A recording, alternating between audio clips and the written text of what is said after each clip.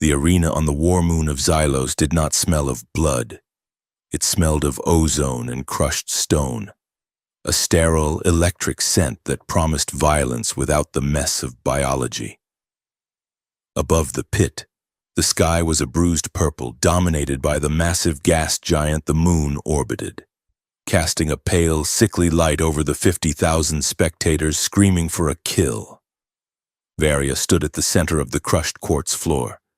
She was 7 feet of coiled muscle and bioorganic armor, a living weapon forged by the high sciences of the Ethelgard Empire.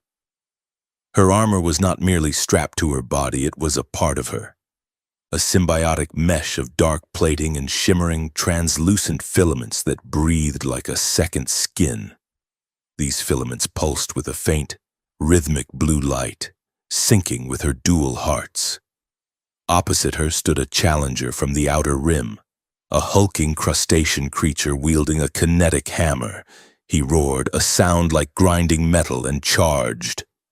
Varia did not move until the hammer was inches from her skull. With a motion too fluid to be mechanical and too fast to be natural, she sidestepped. The filaments on her armor flared brighter, reacting to the adrenaline spike. She caught the handle of the hammer with one hand, the impact shivering through the ground but stopping dead at her gauntlet. The crowd went silent.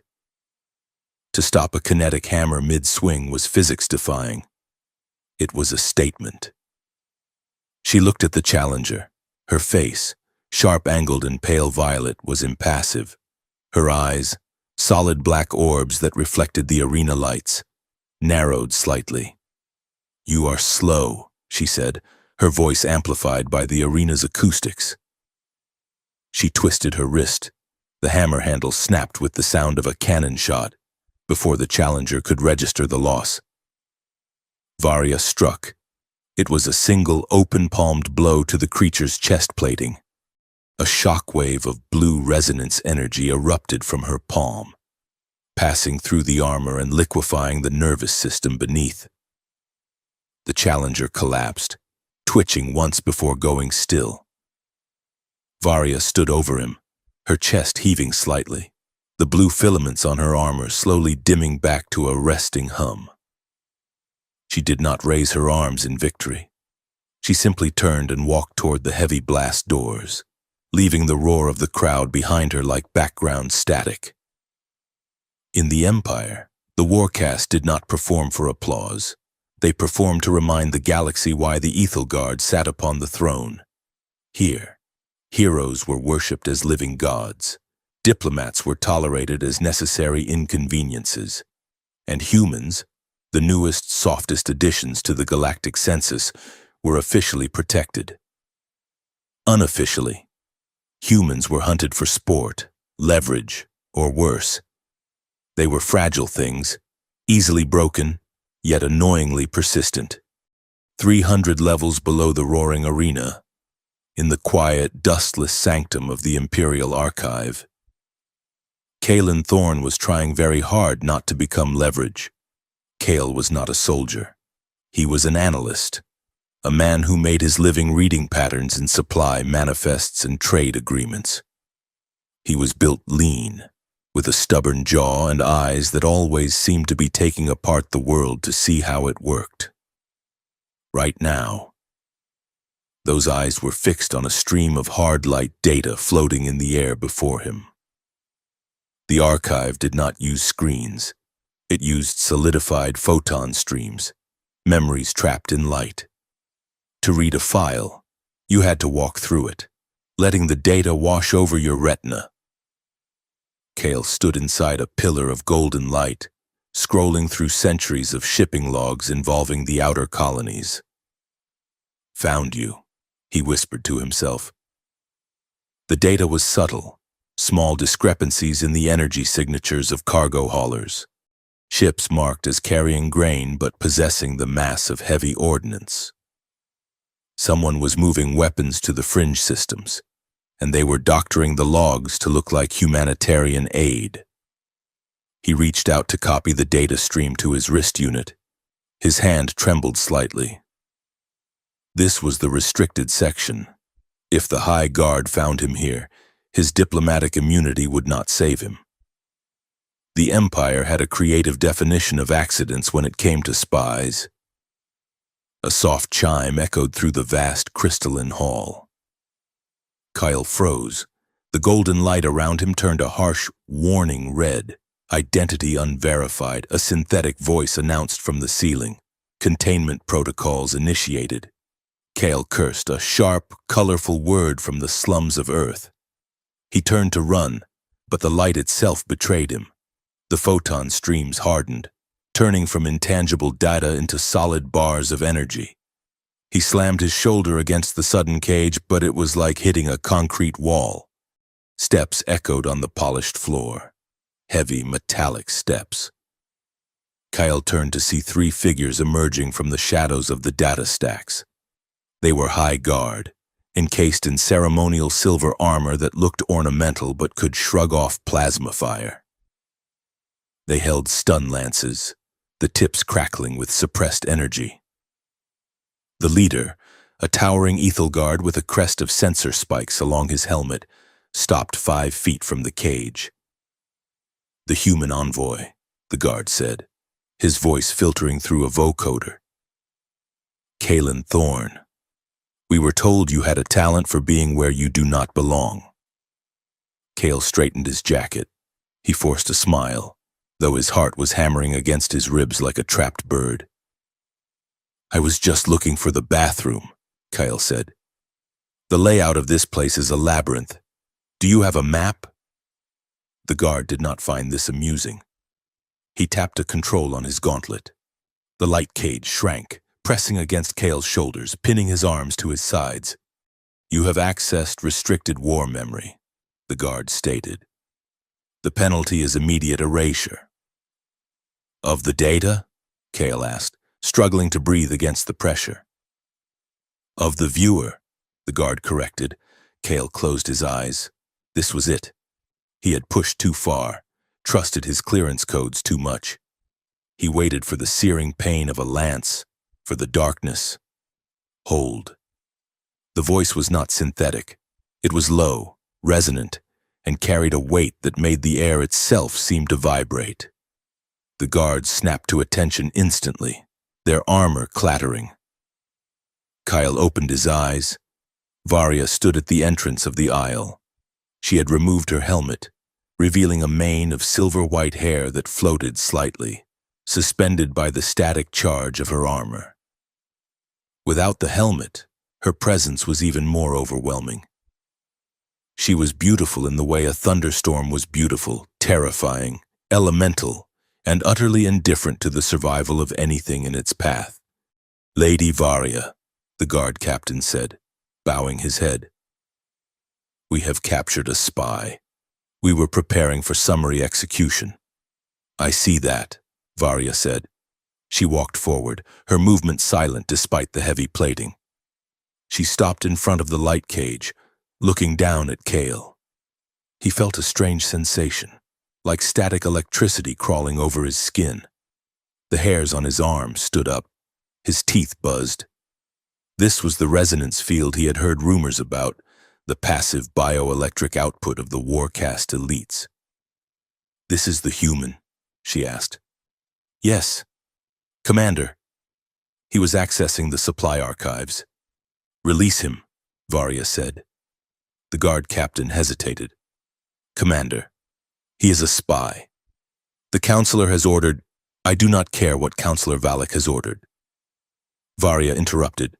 Her voice did not rise, but the temperature in the room seemed to drop 10 degrees.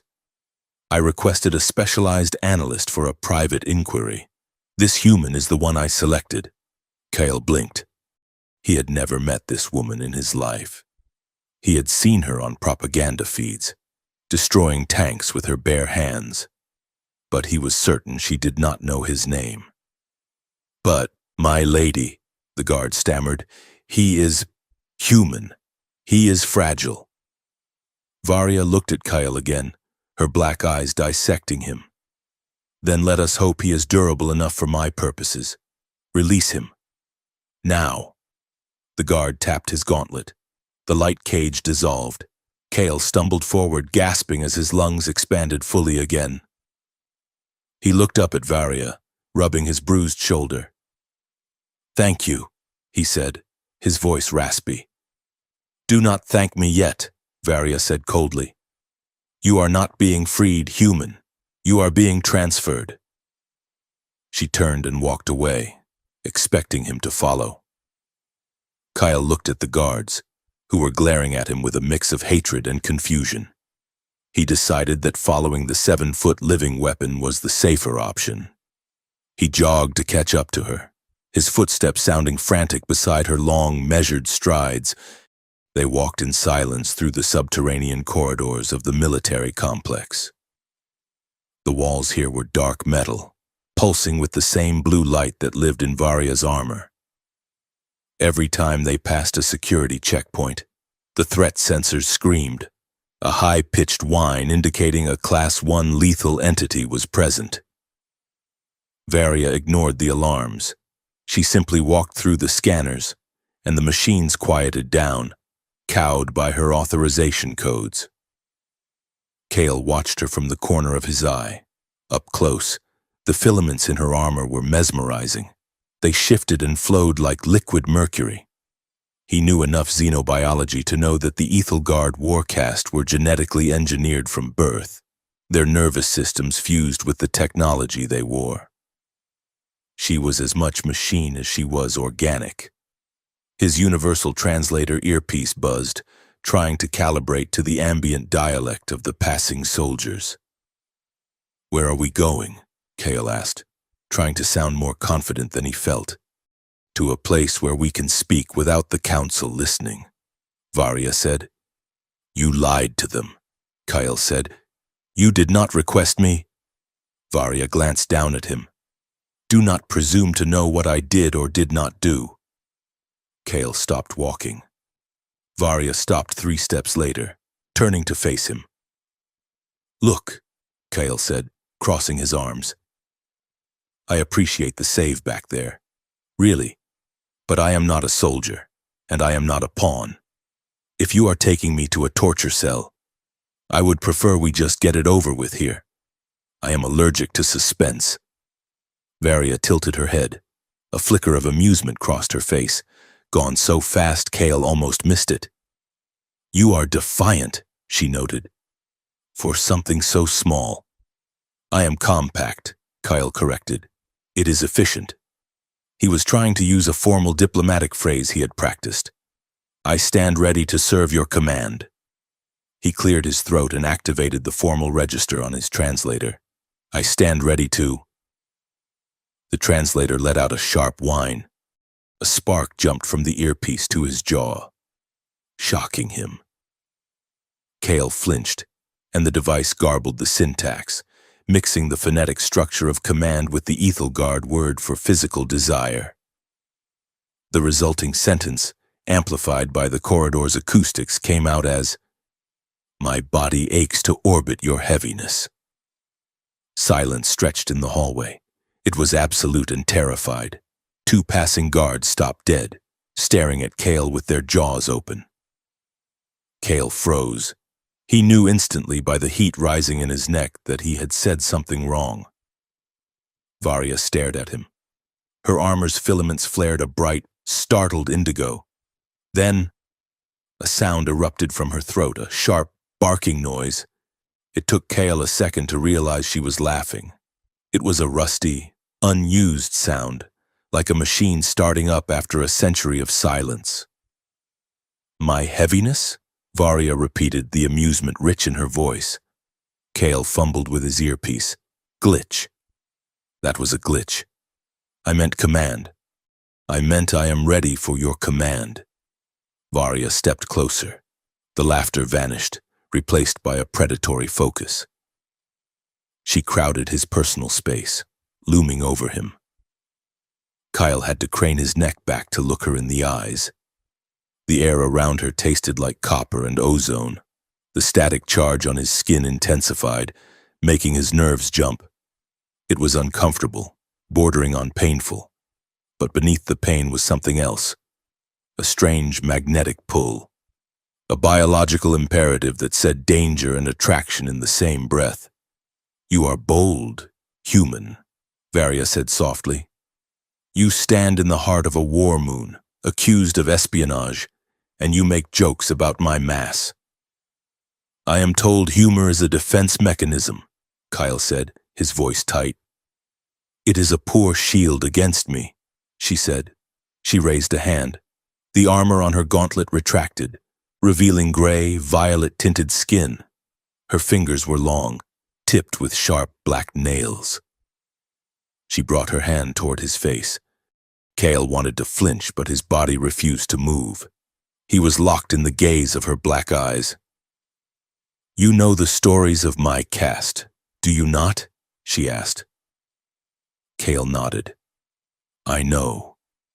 The resonance. Yes, she whispered. Our nervous systems run at a voltage that burns out lesser species.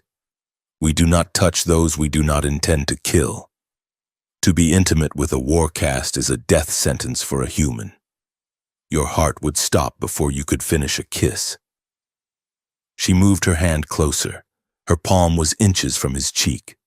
He could feel the heat radiating from her, a dry, electric warmth. His heart was hammering so hard he felt dizzy. Most run from me, she said.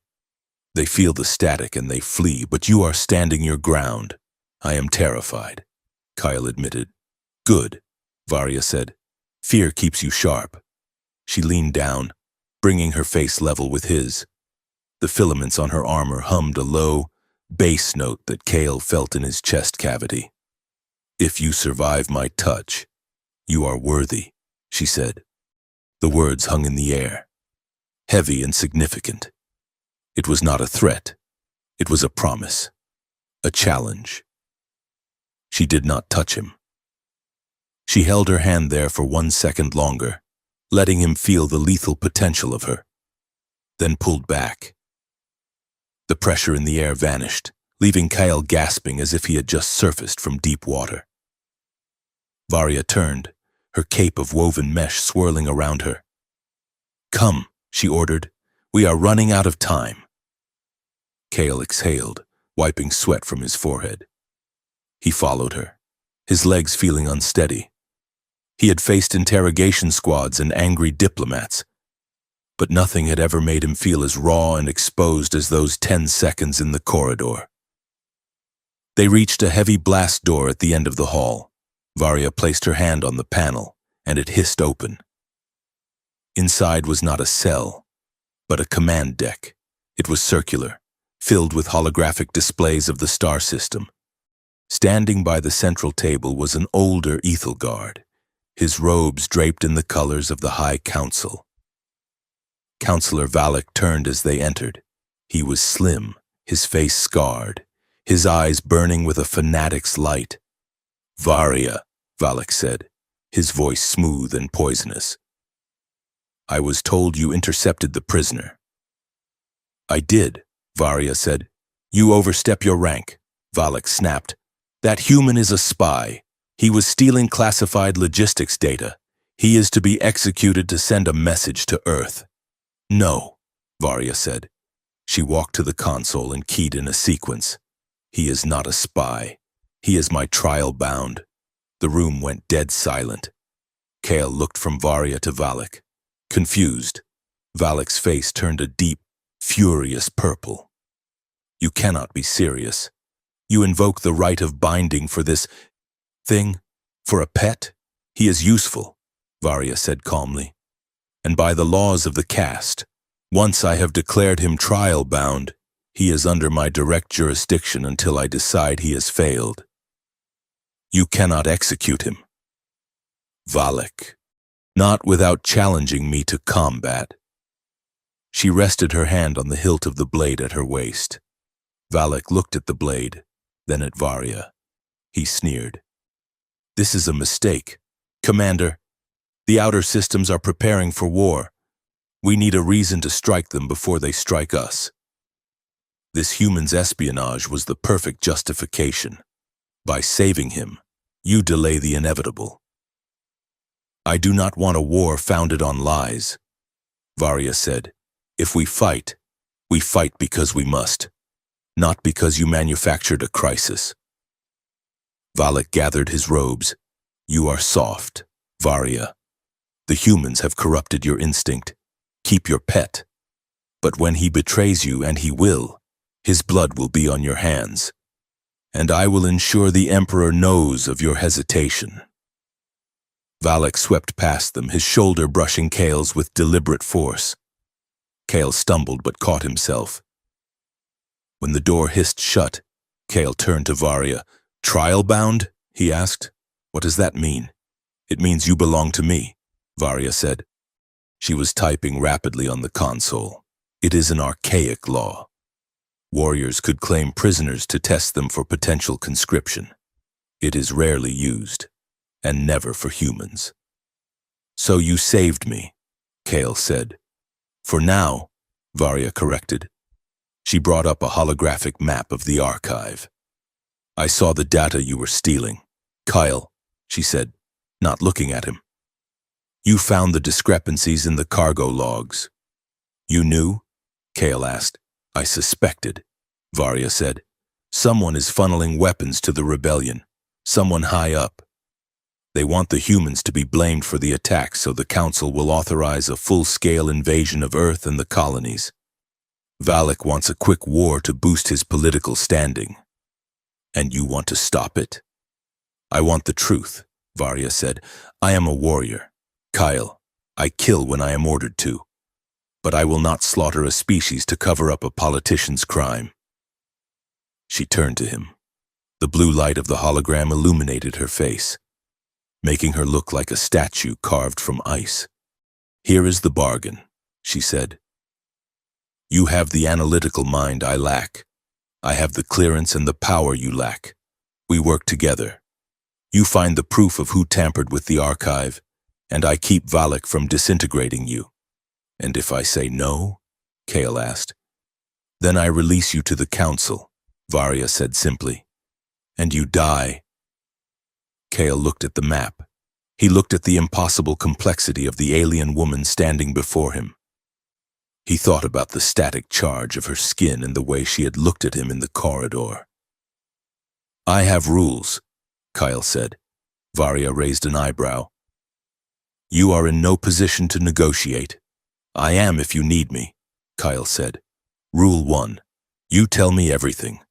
No more hiding behind clearance codes. If we do this, we do it as a team. Varya considered this. Agreed. Rule 2, Kyle said, stepping closer. If I find the proof, you help me broadcast it.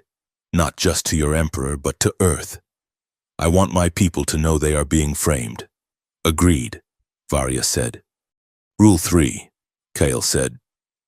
He paused. Stop looking at me like I am a snack, Varya smirked. That one, I cannot promise. You are very distinct. Kaelin Thorne. She tapped the console. I have arranged a transport to take us to the secondary training wing. It is less monitored. We can work there. She grabbed a heavy cloak from a rack and threw it at him. Cover your face. You are officially a prisoner being transferred. If Valak's men see you, they might shoot first and ask about the trial-bound status later. Kyle wrapped the cloak around himself. It smelled like her, ozone and cold metal. They left the command deck, moving quickly toward the hangar bay. The corridors were emptier now. The shift changed, leaving long stretches of silence. Kyle kept close to Varya, his senses on high alert. They reached the open-air walkway that connected the command spire to the hangar. The wind whipped at them, howling across the gap. Below, the city sprawl of the war moon glittered with millions of lights. A transport skiff waited at the end of the platform. Almost there, Varya said. Kyle saw a movement in his peripheral vision, a small, floating light drifting down from the upper levels. It looked like one of the ceremonial lanterns used during victory parades. A harmless, glowing orb. Pretty, Kale muttered. Varya looked up. Her eyes widened. Down, she screamed. She did not reach for her weapon. She reached for him. Varya threw herself over Kale, slamming him into the metal grating of the walkway. The lantern detonated. It was not a firework. It was a plasma charge. The world turned white. The heat was instantaneous and searing. Kyle felt the shockwave compress his chest, stealing his breath. He squeezed his eyes shut, waiting to burn, but the fire did not touch him. Above him, Varya roared. Her armor was fully active, the filaments blazing a blinding white. She had generated a hard light shield from her back plating, a dome of energy that absorbed the explosion. Debris rained down around them, shards of metal and melted glass. The heat was intense, singing the edges of Kale's cloak. The explosion faded. The smoke cleared, whipped away by the wind. Varya shifted, groaning low in her throat. The shield dissipated. She looked down at him, her face inches from his. Her skin was glowing with the effort of containment, and a thin line of violet blood trickled from her nose. "Are you damaged?" she demanded, her voice rough. Kyle shook his head, too stunned to speak. He looked at her back. The outer plating of her armor was scorched black, smoking. She had taken the full force of the blast to shield him. "Why?" Kale whispered. "You could have just dodged." Varya grabbed him by the collar and hauled him to his feet. She scanned the rooftops above them, her eyes burning with a murderous rage. "Because," she growled, pulling him toward the transport. "You are mine now, human, and I do not let my things get broken." She shoved him into the skiff and jumped in after him, punching the ignition. As the engines flared to life and they rocketed away from the smoking platform, Kale looked at her. She was terrifying. She was lethal, and she had just risked her life for a man she had met an hour ago. Kale touched his chest, where his heart was racing. He wasn't sure if it was the adrenaline or the resonance, but as he watched Varya pilot the ship with grim determination, he realized one thing with absolute clarity. The danger wasn't just the politics. The danger was that he wanted to know if he could survive her touch again, and that terrified him more than the bomb. The safe house Varya selected was not a bunker or a basement. It was the Hall of Galactic Unity, a soaring wing of the Imperial Academy used to train young officers in history and xenobiology. At night, it doubled as a museum of conquered worlds, a silent cavern of glass and polished obsidian where the Empire displayed the spoils of its expansion. Kyle sat on a crate of ammunition Varya had dragged in from a supply closet, holding an ice pack to his bruised shoulder. The air was cool and smelled of floor wax and old victories. Varya was pacing. She had removed her heavy cape and the outer layers of her pauldrons, revealing the intricate mesh of the undersuit that connected directly to her skin. The blue filaments were dim now, pulsing with a slow, agitated rhythm. "We cannot stay here long," Varya said, her voice echoing off the high ceilings. "Valak's sweepers will check the lower levels first, but they will eventually come up for air." Kyle stood up and walked over to a glass display case containing a jagged, crystalline spear floating in a stasis field. He read the plaque, "The Spear of the Vylos Kings." Kale read aloud, "Voluntarily surrendered during the Great Peace Accord of the 4th cycle." Varya stopped pacing. She looked at the spear, then at Kale. It was not voluntary, she said, and it was not a peace accord. We blockaded their sun until the planet froze. The king threw the spear at my grandfather's shuttle in a final act of defiance. We kept it because it is made of diamond lattice and looks impressive. Kale looked from her to the plaque. "That is a significant editorial difference," Kale noted. "History is written by the ones with the orbital cannons," Varya said dryly. "Stop reading the propaganda. It will only make you angry, and anger elevates your heart rate. She walked over to him, grabbing his wrist. She didn't touch his skin directly, her gauntlet was still on. She checked the pulse readout on his wrist comp. 110 beats per minute. She criticized. "You are still running on adrenaline. You need to calm down." "I nearly got turned into ash by a decorative lantern," Cale said, pulling his hand back gently. "A little tachycardia seems appropriate." "It is inefficient," Varia countered. "If you panic, your bioelectric resistance drops. If your resistance drops, being near me becomes uncomfortable." She turned away, her expression tightening. Kyle watched her. He saw the conflict in the set of her shoulders. She was a creature of this empire, bred for its wars and sworn to its protection. Yet she was hiding a fugitive in a museum celebrating its brutality. "You are worried," Kyle said. "I am calculating," Varia corrected. "You are worried about what they will call you." Kale pressed. "Taking a human prisoner is one thing.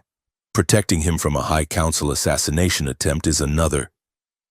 "That is treason, isn't it?" Varia looked at a display of a shattered battle droid. "I am loyal to the Empire," she said, her voice low. "To the citizens who need protection, to the soldiers who bleed for stability. I am not loyal to the rot at the center, Valak and his kind. They view war as a transaction. They view my caste as expensive hardware." She looked back at Cale, her black eyes intense. "If I am labeled a traitor for stopping a false war, then the definition of treason is wrong. But yes, I am risking contamination." "Contamination?" Cale asked. "It is what they call it when a war caste begins to care for a lesser species." Varia said. "They say we have lost our edge, that we have been softened." Cale stepped closer. He stood just outside her personal space, close enough to feel the faint static of her presence. "You saved my life twice in 3 hours," Cale said. "That doesn't look soft to me. It looks dangerous." Varia looked at him, and for a moment, the filaments on her armor flared a brighter blue. She looked away, frustrated. "We need to work," she said abruptly. "If you are to survive being my partner, you need to understand what you are dealing with." She tapped a command into her wrist unit. The lights in the museum dimmed, and a holographic schematic of her own armor appeared in the air between them. It showed the complex layering of the suit, the plating, the synthetic muscle, and the thousands of microfilaments that wove into her nervous system.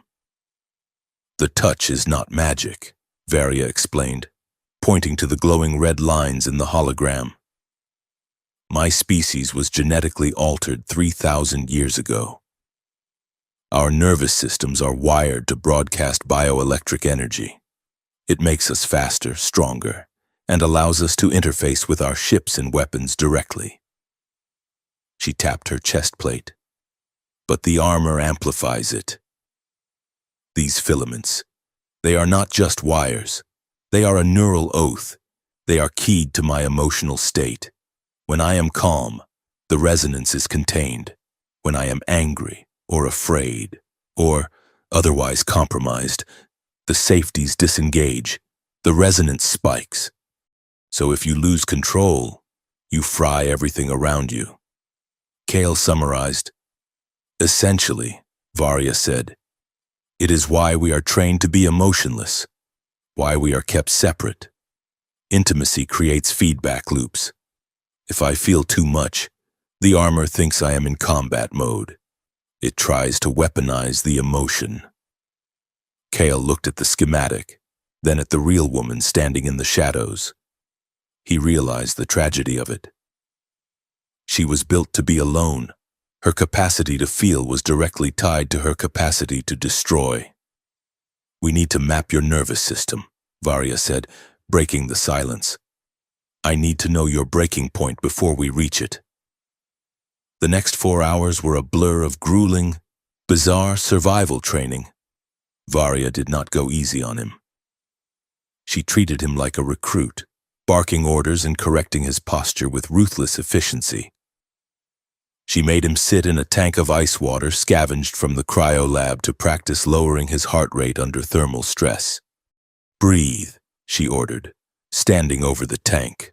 "The cold is a signal, not a threat. Acknowledge it, then discard it."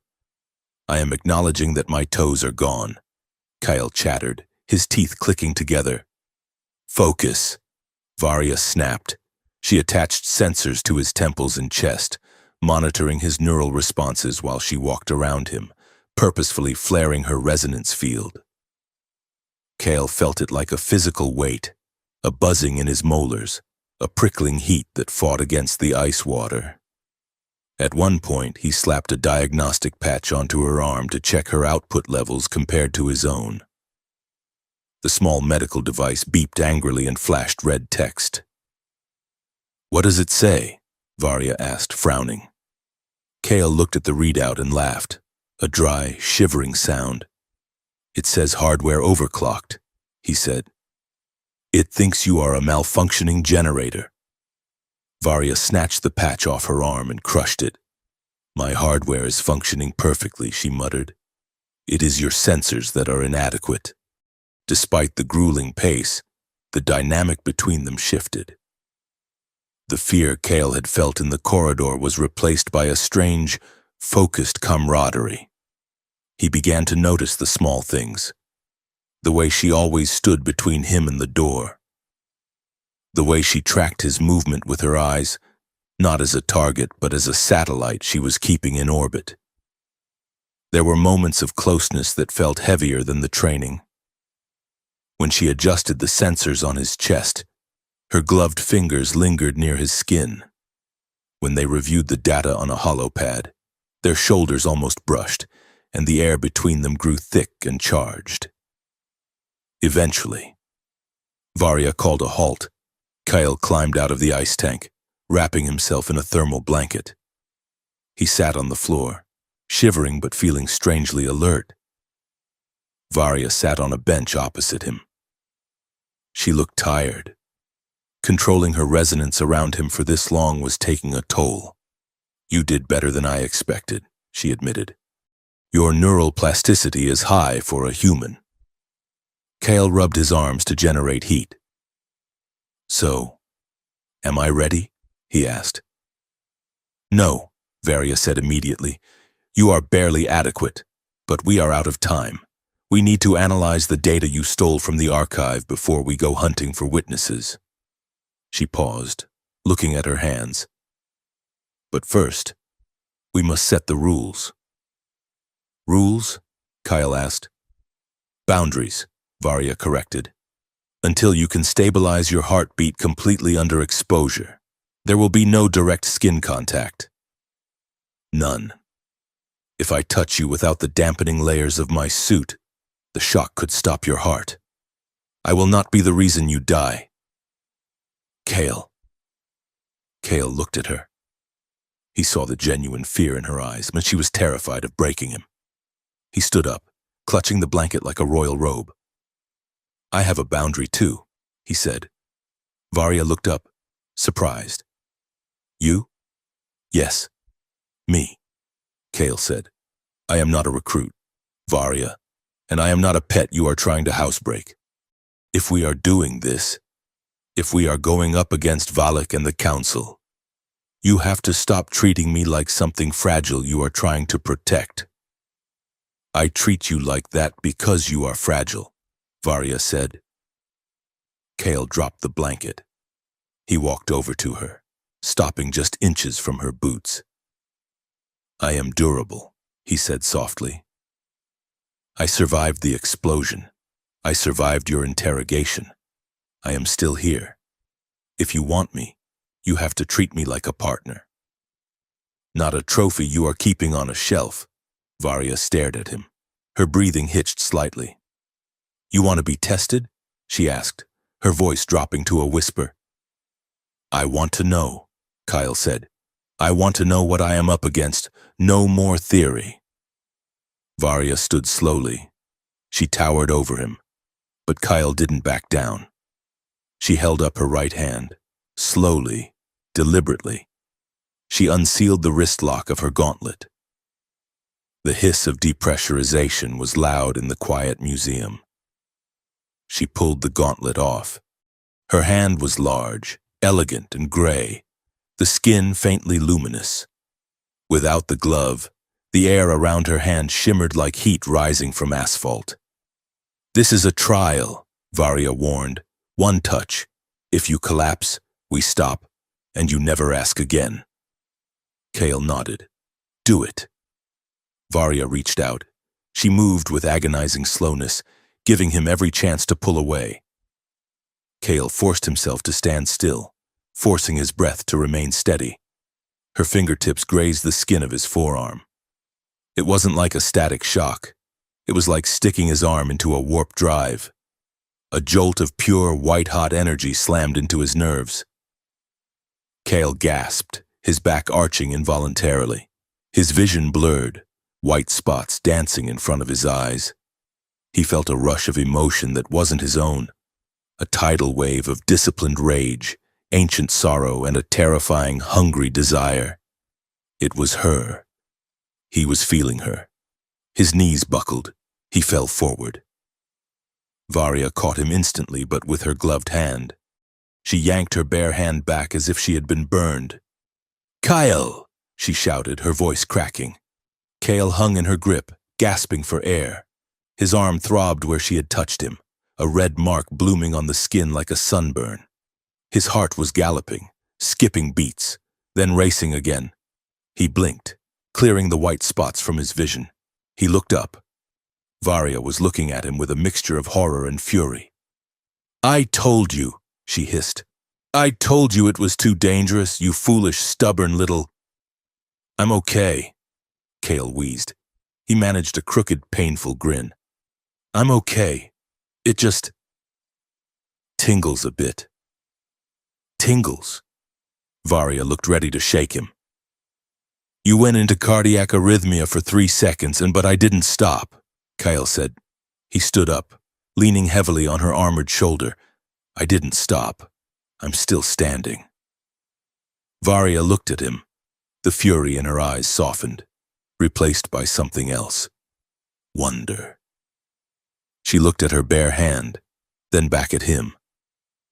"You are insane," she whispered. "Maybe," Kale said. "But I'm worthy, right?" Varya let out a breath that was half laugh, half sigh. She pulled her gauntlet back on, sealing the dangerous skin away. "We will see," she said. "But if you die on me, I will be extremely annoyed."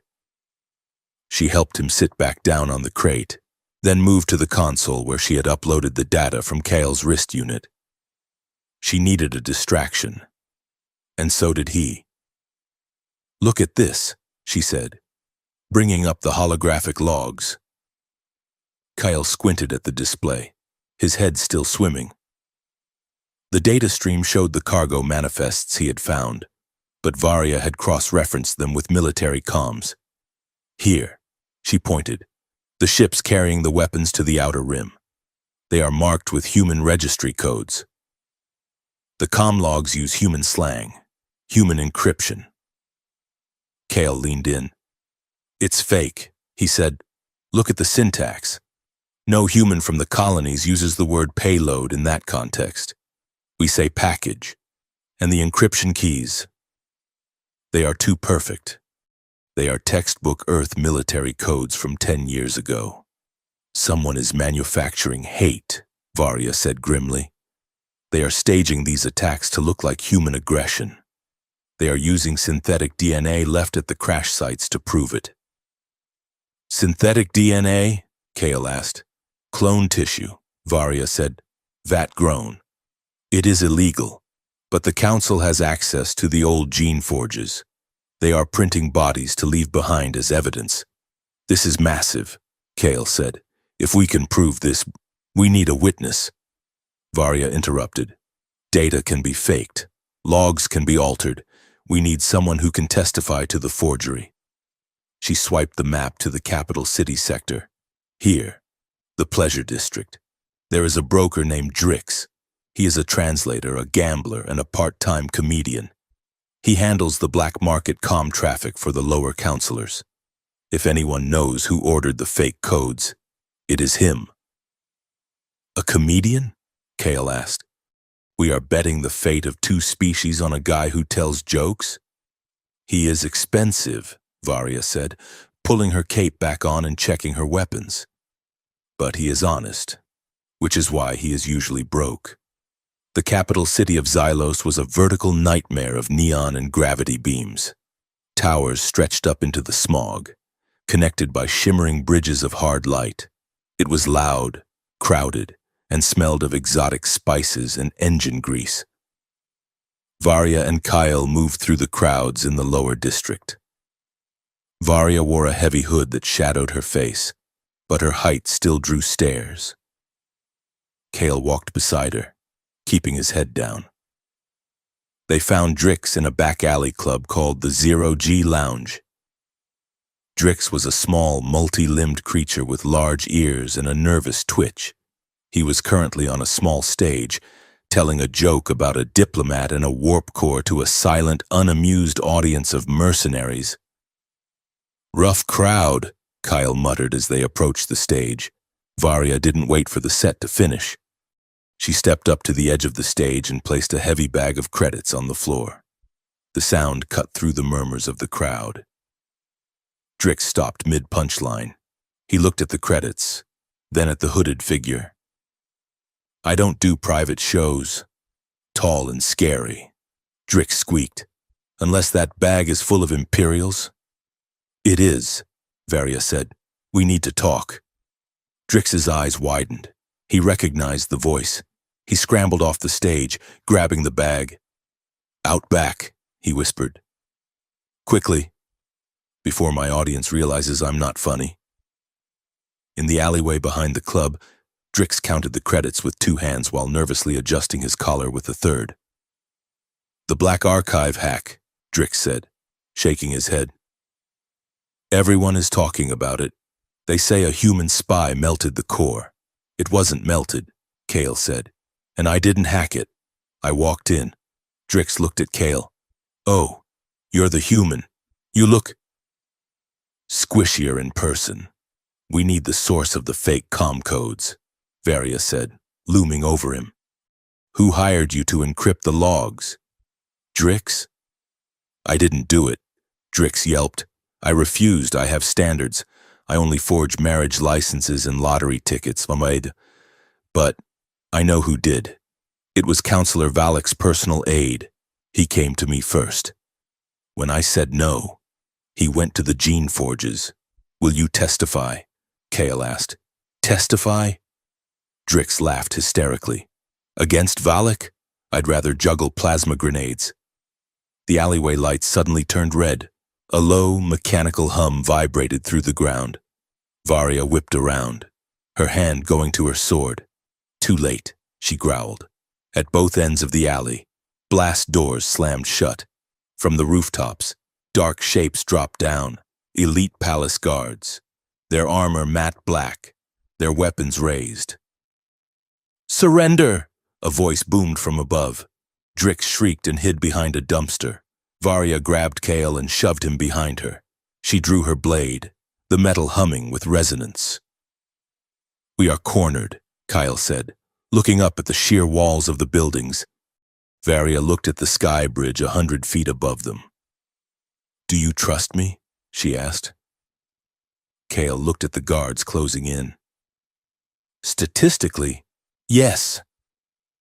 Varia grabbed him around the waist. She didn't use the stairs. She activated the grav boosters in her boots and launched them straight up. The force of the jump knocked the wind out of Kale. They soared upward, past the neon signs, past the startled residents on balconies.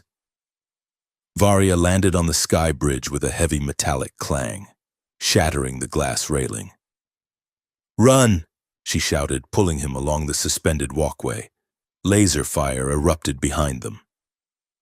The black armored guards were pursuing on hoverbikes, weaving through the traffic. The chase was a blur of wind and light. Varya moved with terrifying grace, deflecting shots with her blade while dragging Kale through the panicked crowd. They reached a gravity elevator, a beam of anti-grav light that carried passengers between levels. Varya threw Kale into the beam. He floated upward, flailing. She jumped in after him, spinning in midair to fire a pulse of energy from her gauntlet, disabling the lead hoverbike. They tumbled out onto the upper concourse, the highest level of the city, right in front of the royal palace gates. A crowd of dignitaries and citizens were gathered there for a gala. They screamed as the two fugitives crashed into the middle of the red carpet. Guards swarmed from the palace gates, surrounding them. Hundreds of weapons pointed at Varya and Kale. There was nowhere to run. Varya stood up, pulling Kale to his feet. She was breathing hard, her hood fallen back, her silver hair wild. "Hold fire!" she commanded, her voice amplifying over the square. The guards hesitated. They recognized her, the hero of the moon. "Commander Varya," a captain shouted. "Surrender the spy!" Varya looked at Kyle.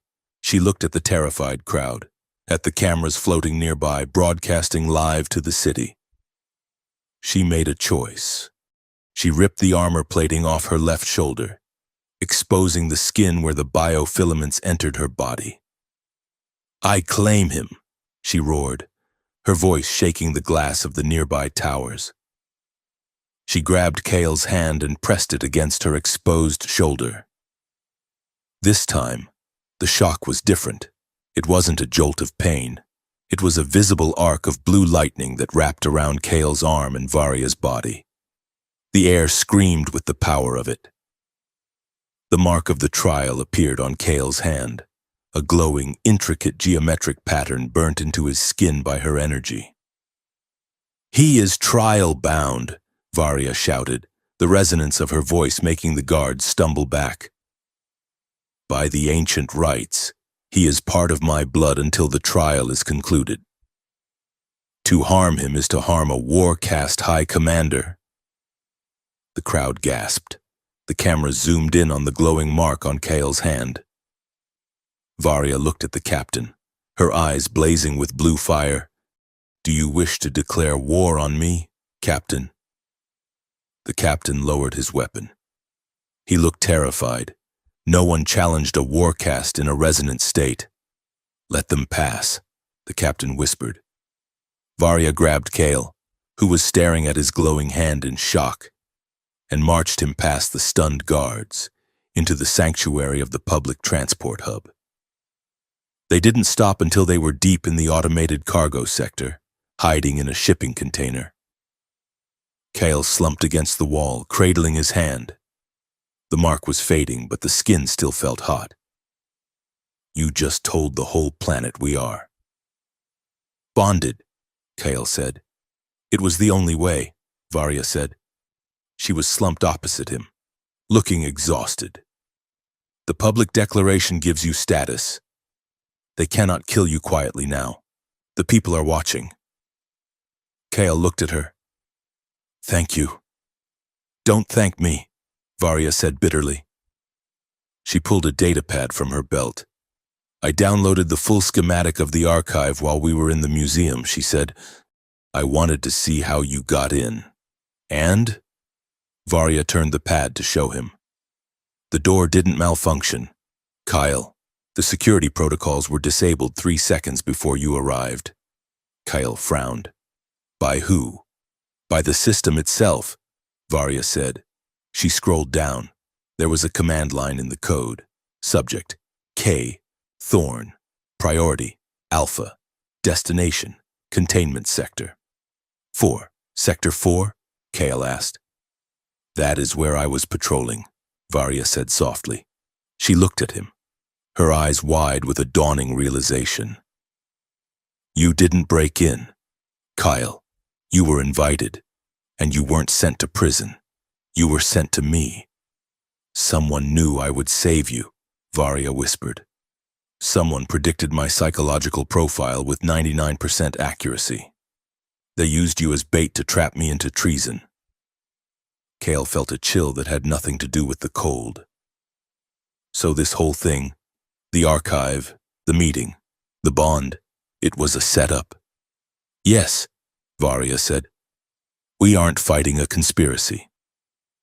Kyle, we are walking through a script, and I just played my part perfectly. She looked at the mark on his hand, then at the closed door of the container. But they made one mistake, she said, her voice hardening. What? Kyle asked. They predicted I would save you, Varya said. They did not predict that you would survive the touch. She stood up, the blue light in her armor stabilizing into a steady, dangerous burn. They think you are a weakness. Kyle, we are going to show them you are a weapon. The holographic screens of the stolen courier ship flickered with the face of the High Chancellor.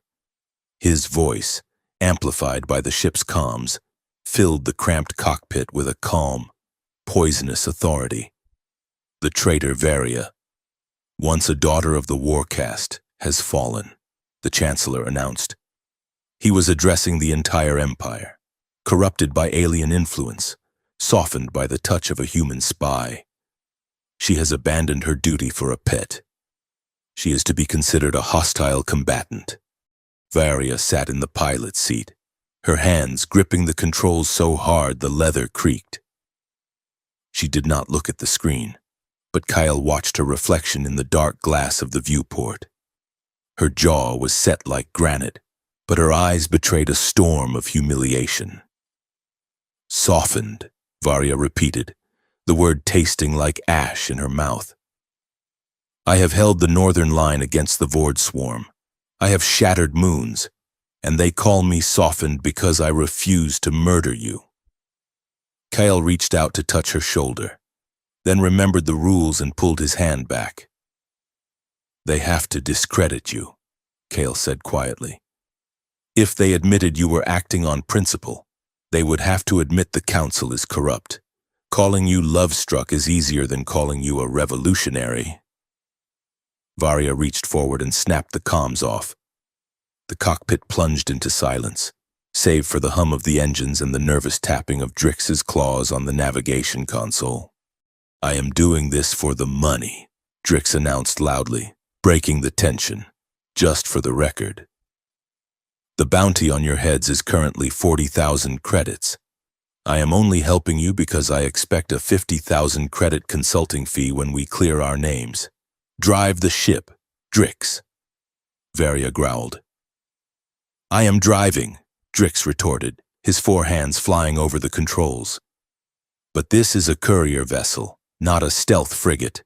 If we want to lose the pursuit drones, we have to go through the Veil of Silence. Varya looked at the star chart. The Veil. It is suicide. It is expensive suicide, Drix corrected. But their scanners cannot penetrate the dust. Do it, Varya ordered. The ship banked hard, diving away from the trade lanes and into a swirling nebula of dark, purple dust. As they entered the cloud, the stars vanished. The silence of space was replaced by something impossible. Sound. It started as a low murmur against the hull, like rain on a tin roof. Then, it seeped inside. Whispers. Thousands of them. The Veil of Silence was a misnomer. It was a graveyard of old transmissions trapped in the electromagnetic suspension of the dust. Every distress signal, every goodbye, every order given in this sector for 1,000 years was echoing here, bouncing eternally off the particles. The ship's AI, a standard navigational construct, began to glitch. Its synthetic voice, usually smooth and flat, fractured into different tones. Warning, the AI said, shield integrity at... Tell my mother I love her. 90%. Course correction required. Burn them all. Leave no survivors. Calculating route. Kale shivered. It's like sailing through a haunted house. Varya stood up. the movement stiff.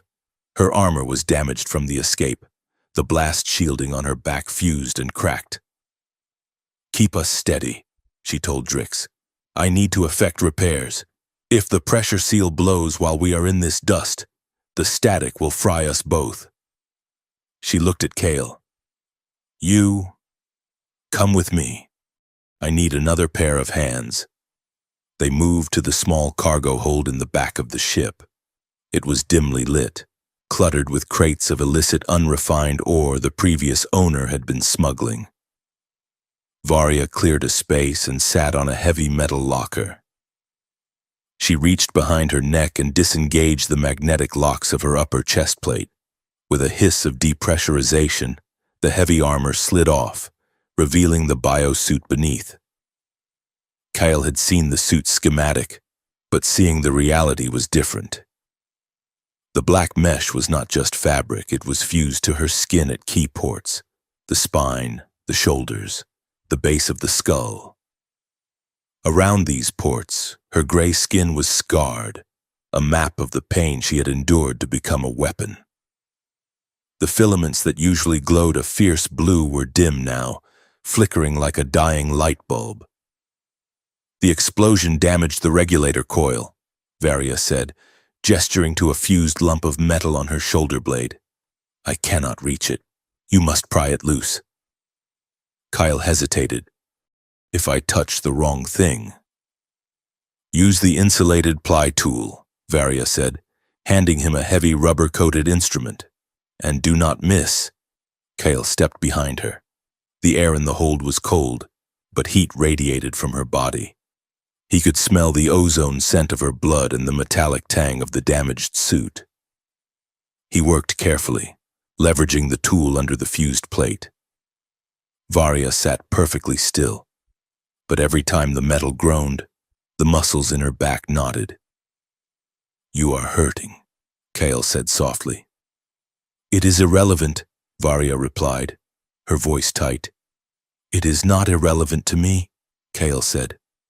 He finally popped the slagged component loose. It clattered to the floor. Underneath, the raw circuitry of her suit was exposed, pulsing with raw light. Kyle stared at the exposed connection. He saw something there, a biological interface that looked strangely familiar. He pulled out his medical scanner, the one he had used during their training, and ran it over the exposed port. Then he scanned his own hand, the one bearing the mark of the trial. The scanner beeped a matching tone. "Varia," Kale said. "Look at this." "What?" Varia asked, trying to look over her shoulder. "My DNA," Kale said, holding up the scanner. "It has a marker. Sequence Delta 9. It's a neural compatibility gene. It is incredibly rare in humans. In fact, it shouldn't be there at all." Varia frowned. "What does that mean?" "It means my nervous system is naturally compatible with Ethelgard Oath technology," Kale said. "That is why I survived the touch. That is why the mark formed so quickly." He looked at her, his eyes wide in the gloom. "That is why they picked me. Varia, the conspirators. They didn't just need a human scapegoat. They needed a human who could interface with the restricted archives. The archive uses biometric locks, right?" "Yes," Varia said slowly. "Only High Command can open them. Or someone with a matching neural signature." Kale realized. "They used me as a key. I am not just a spy to them. I am a skeleton key made of meat." Varia turned around on the bench facing him. Her chest was unprotected, the black mesh thin enough that he could see the rise and fall of her breathing. "You are saying you were bred for this?" Varia asked. "Or selected," Kale said. "It makes me valuable. And dangerous." The ship lurched violently. The artificial gravity failed for a split second as they hit a pocket of dense ion turbulence. Kale was thrown forward. He didn't have time to brace himself. He collided with Varia. His hand, his bare, ungloved hand, slammed onto her exposed shoulder, right over the open port where the regulator had been. There was no dampener, no armor, just skin on biocircuitry. The scream didn't come from Kale. It came from the ship's lights, which flared blindingly white. Kale felt the universe dissolve. The connection was absolute. He wasn't just feeling a shock, he was inside her mind. He felt the cold, crushing weight of her duty. He felt the loneliness that was vast enough to swallow a star. And beneath it all, he felt a terrifying, burning heat, a desire for him, specifically for him, that she had been cage fighting to suppress since they met. He convulsed, his back arching, every nerve ending in his body firing at once. Varia roared, throwing herself backward, breaking the contact. Kale collapsed to the deck, gasping, his heart hammering a rhythm that was too fast to be human. Varia scrambled back against the crates, clutching her shoulder. She looked at him with wild, panicked eyes. The filaments in her suit were blazing uncontrollably, casting frantic shadows around the hold. "Kyle!" she shouted. "Breathe!" Kale rolled onto his back. He stared at the ceiling. His body felt like it was humming, vibrating on a frequency he had never known existed. "I saw it," he rasped. Varia froze. "I saw what you are hiding," Kale whispered. "You aren't just protecting me because of honor." Varia looked away, shame coloring her face a dark violet. "It is a defect," she said bitterly. "The contamination. It is getting worse." "It isn't a defect," Kale said. He pushed himself up to a sitting position.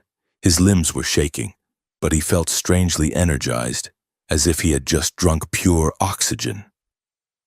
"It is just a lot," he said. Varia stood up, grabbing a spare armor plate and slamming it over her exposed shoulder, sealing the vulnerability. "We cannot do this," she said, pacing the small room. "The resonance is growing too strong. If that happens again, I will burn your mind out. I will turn you into a vegetable. Kyle." Kyle watched her pace. He stood up, using the locker for support. "I am scared, Varia," he admitted. "That hurt. It hurt like hell. Then stay away from me." Varia snapped. "I can't," Kale said, "and neither can you. That is the problem, isn't it?" He took a step toward her. "I want you," Kale said, his voice steady despite the tremors in his hands. "And I know you want me. I felt it. It wasn't just biology, Gwen, it was you." Varia backed up until she hit the wall. She looked at him like he was a grenade with the pin pulled. "Desire is a chemical flaw," she recited, the words sounding like a desperate prayer. "Desire is a choice," Kyle corrected. "And I am making one. But not like this. Not by accident." He stopped 3 feet from her. "I am not going to die from this. Varia, I am getting stronger. My nerves are adapting. You saw the scanner. I am built to hold you." Varia looked at him, her chest heaving. For a moment, the warrior vanished, and there was just a woman looking at a man who refused to break. "We are arriving," Drix's voice squawked over the intercom, shattering the moment. "Prepare for landing, and please stop glowing. You are messing with the sensors." Varia let out a shuddering breath. She closed her eyes, composing herself. When she opened them, the walls were back up, but they were thinner.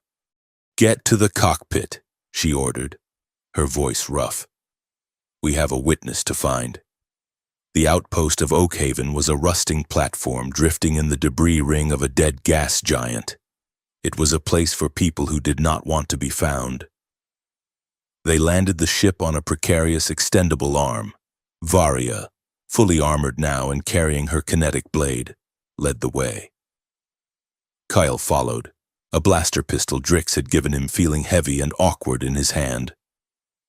Drix brought up the rear, muttering about hazard pay. The coordinates led them to a pressurized habitat module at the end of a dark corridor. The door was unlocked. "That is bad," Varia noted. She kicked the door open and swept into the room. Weapon raised, Clear, she announced a second later. Her voice was flat. Dead. Kale entered. The room was a mess of overturned furniture and shattered data slates. In the center of the room, slumped in a chair, was the witness, the gene-forge technician Drix had identified. He had been dead for hours. A single, clean burn mark in the center of his forehead.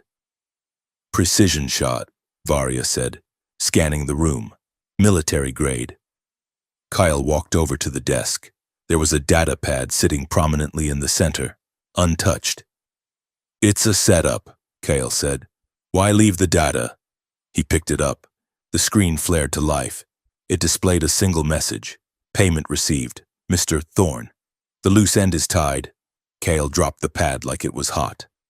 They are framing me, he said. Again. For his murder. Movement in the doorway made them both turn. Drix was standing there, but he wasn't holding his data pad. He was holding a heavy stun cannon leveled directly at Varia's back. I am sorry, Drix said. His large ears were flattened against his skull in a gesture of misery. Drix? Kale asked, confused. What are you doing? Varia turned slowly. She didn't raise her sword. She just looked at the small alien. Put it down. Drix, she said calmly. I can't. Drix squeaked. They have my broodmother. Valak's men. They sent me a video. They said if I didn't lead you here and keep you here until the strike team arrived, they would vent her habitat into space. He looked at Kale, his eyes wet.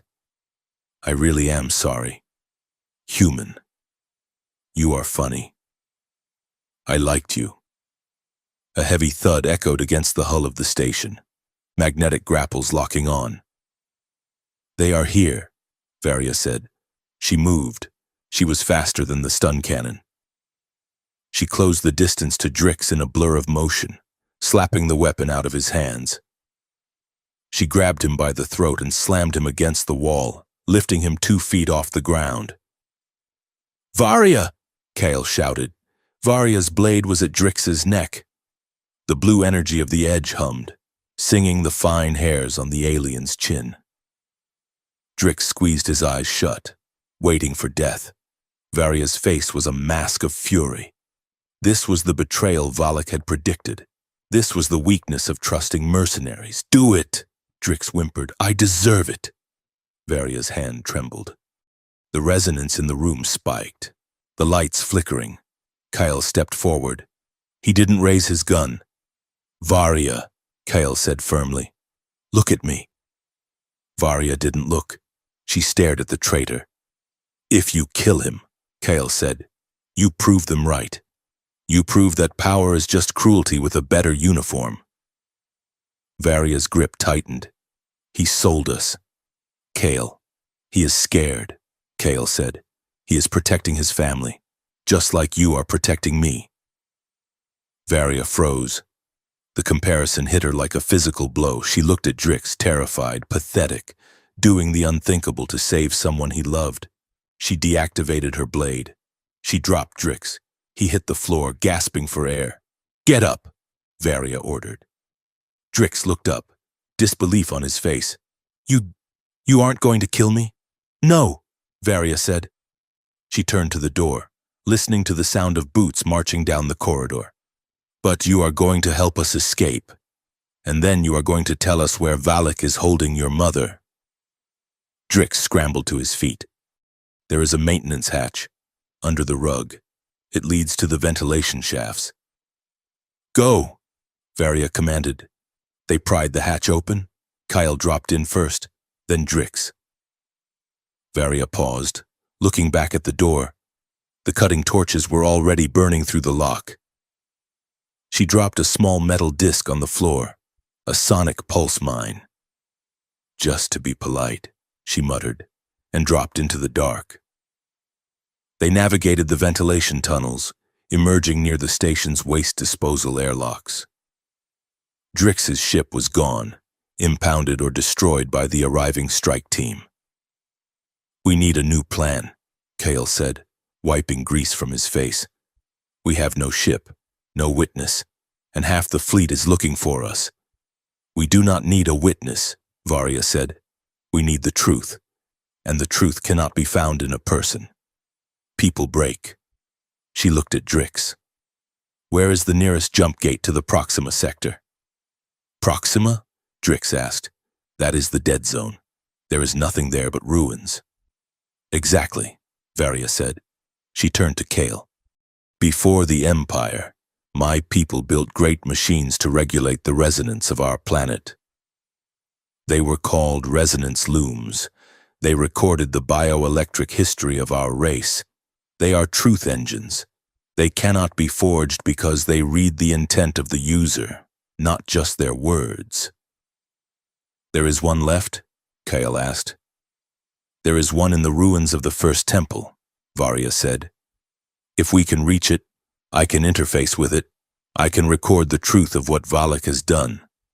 And the loom will broadcast it on a frequency that overrides every receiver in the system.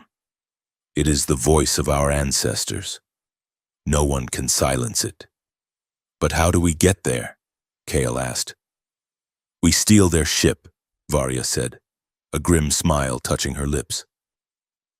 The theft of the strike team's shuttle was violent and fast. Varya vented the hangar bay atmosphere, forcing the guards to retreat, then hot-wired the shuttle while Kale provided covering fire. They blasted out of the station just as the main cruiser began to fire its turrets. The journey to the Proxima sector took 2 days. They spent it in tense silence.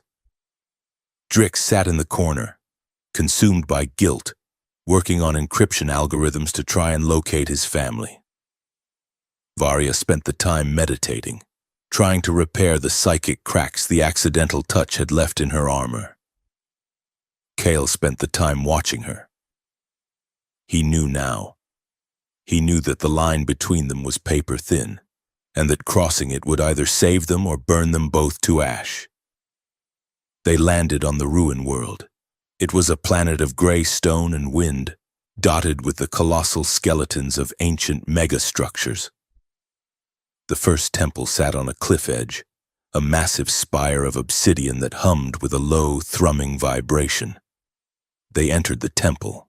The air inside was heavy, the gravity fluctuating wildly. This way, Varya whispered. They reached the central chamber. In the middle of the room stood the loom, a towering pillar of light and spinning metal rings. It looked alive. Varya approached the console. She placed her hand on the interface. The loom flared. A voice, ancient and mechanical, filled the room. Identity recognized. Varya of the 7th line. Purpose? Witness, Varya said. She began to upload the data, the flight logs, the comms, the proof of Valak's conspiracy. But the loom required more. It required a biological key to verify the truth of the intent. Place your hand here, she told Kale. Kale stepped up. He placed his hand next to hers. The loom scanned them both. The blue light of Varya and the white light of the machine mixed, swirling around them. Truth verified. The machine intoned, "Warning, scheduled event detected." What? Varya asked. She manipulated the holographic display. The loom was tapping into the Imperial network to broadcast their message. But it found something else already queued in the system. Oh no, Varya breathed. What is it? Kyle asked. She pointed to the display. The coronation ceremony. She said, "It is tomorrow." Valak isn't just planning a war. Kyle, he is planning a massacre. The schematic showed the grand plaza of the capital. It showed the resonance emitters used for the ceremonial light show. But they had been modified. They are going to trigger a mass resonance event, Varya said, her voice shaking with horror. They are going to amplify the emitters to a lethal frequency. It will kill every rival counselor, every diplomat, every dissenter in the plaza. Thousands of people. And look at the signature, Kale said, pointing to the code. It was signed with a human bio key. His bio key. They are going to liquefy the government, Varya said. And they are going to use your stolen genetic profile to trigger it. It will look like a human terrorist attack using our own technology against us. If that happens, Kale said, pale as a sheet, the Empire won't just declare war. They will glass Earth. They will burn every human colony to the ground out of spite. Varya pulled her hand from the machine. The connection broke. We cannot just broadcast the truth, she said. It is too late. The upload would take hours, and the ceremony starts at dawn. She looked at Kale, then at Drix. We have to go back. We have to be there. Physically, we have to stop the broadcast from the source. That is the palace, Drix whispered. That is the most heavily guarded square kilometer in the galaxy. I know, Varya said. She checked the charge on her kinetic blade. She looked at Kyle. The fear was gone from her eyes, replaced by a cold, terrible resolve. You said you were worthy. She said to him. I am. Kyle said. Then get on the ship. Varya said. We are going to crash a coronation. The descent into the lower bowels of the first temple was not a walk. It was a surrender to physics that no longer cared about rules. The obsidian staircase spiraled downward into a darkness that seemed to swallow the beam of their flashlights. And the deeper they went, the less the universe made sense. Gravity began to fluctuate. At first it was subtle, a lightness in the step, a heaviness in the gut. Then, the horizon line of the corridor tilted 45 degrees. Watch your step, Varya warned, her voice echoing strangely against the damp stone. The ancients built this place to guard the core. They folded space to confuse intruders. Kyle grabbed the railing as the floor suddenly became a wall. He swung his legs over, landing awkwardly on what had been the ceiling a moment ago. He groaned, adjusting the strap of the heavy portable power unit Drix had forced him to carry. I am starting to miss the prison cell, Kyle muttered. At least the floor stayed under my feet, and the architecture was less Escher-inspired. Varya paused. She looked back at him, her silhouette framed by the glowing moss that lined the cracks in the masonry. Escher? She asked. An artist from Earth, Kale explained, breathless. He drew staircases that went nowhere and waterfalls that flowed up. He would have loved this place, or vomited. Probably both. Varya made a sound that Kale had never heard before. It was sharp, sudden, and melodic. She was laughing. It wasn't the rusty bark from the prison corridor. This was genuine, fierce amusement. It transformed her face, softening the hard angles of her jaw and lighting up her black eyes. You are ridiculous, she said, shaking her head. We are walking into the throat of a dead god to retrieve a memory that might kill us. And you are critiquing the art. Kale stared at her, mesmerized. For a second, the crushing weight of the conspiracy and the lethal resonance of her armor vanished. She looked like someone who could be happy, if the galaxy would just let her. I critique to keep from screaming, Kyle admitted. It is a coping mechanism. It is effective, Varya said, a small smile lingering on her lips. Come. The atmosphere is thinning. We are close. They pushed forward. The corridor widened into a vast, cylindrical chamber lined with mirrors. But these were not glass. They were sheets of suspended liquid time, rippling with possibilities. The ruin was testing them. As Kale walked past the first pane, the reflection did not show him in his torn flight suit. It showed him in a gray suit, sitting at a desk in a high-rise in New York. He looked older, heavier. He was safe. There were no alien warlords, no resonance, no fear. He was drinking coffee and reading a digital paper. He looked completely, utterly empty. It was a life where he had never taken the assignment, a life where he had never met her. It felt like a coffin. Kale looked away, shivering. He looked at Varya. She was staring into a pane on her side of the walkway. Her body had gone rigid. "Varya?" Kale called out. She did not answer. In her reflection, Kale saw the horror. She saw herself standing in the arena, her armor bathed in blinding white light. At her feet lay Kyle. He was burnt, a husk of ash and bone. She was screaming in the reflection, a soundless wail of absolute despair. It was the future she feared most, the future where her control slipped, and she destroyed him. "Varya," Kyle said, stepping toward her. He raised his hand to grab her shoulder, then stopped, remembering the voltage. "Varya, it is not real." She couldn't hear him. The illusion had her. The filaments on her real armor began to spike, turning a jagged, angry red. The air around her grew hot. Kyle moved. He didn't touch her skin. He grabbed the hilt of her kinetic blade, which was sheathed at her hip, using the insulated leather grip to shake her. "Varya, look at me," she gasped, stumbling back from the mirror.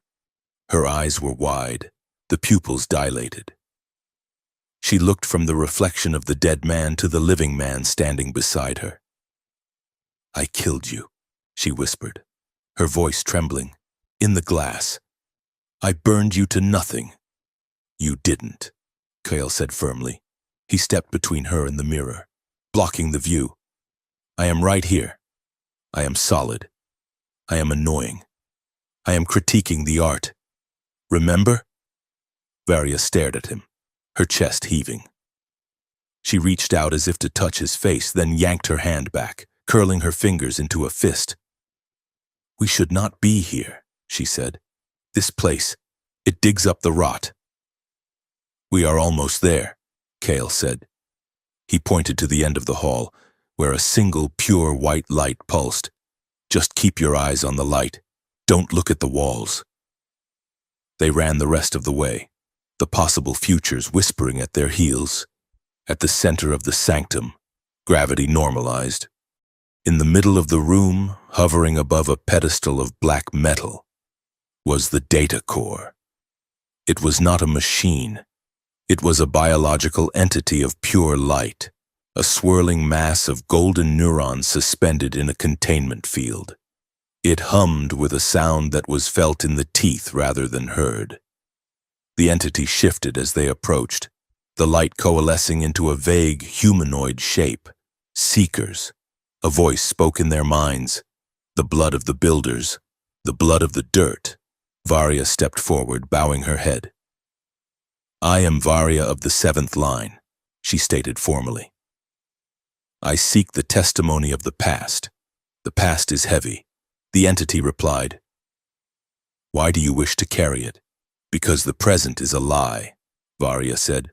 The entity pulsed. "Truth requires alignment. The weapon and the key must be in sync." Varya hesitated. She looked at Kale. "She means us," Kale said. Varya turned to him. Her expression was tortured. "Kale," she said softly, "you saw the mirror. You saw what I am." "I saw what you are afraid of," Kale corrected. "No," Varya said. She began to pace, the armor clicking against the stone floor. "You do not understand the engineering. I was not born. Kale, I was decanted. My genetic code was written by war architects. Every inch of me, from my bone density to my neurochemistry, was designed to be a resonance weapon." She stopped, facing him. "Intimacy is not just difficult for me. It is a battlefield. My body interprets high emotion as a combat state. If I love you, really love you, my systems will try to weaponize that feeling. I will become a bomb, and you will be the ground zero." Kale looked at the entity, then back at Varya. He sat down on the edge of the pedestal, unbothered by the cosmic entity floating behind him.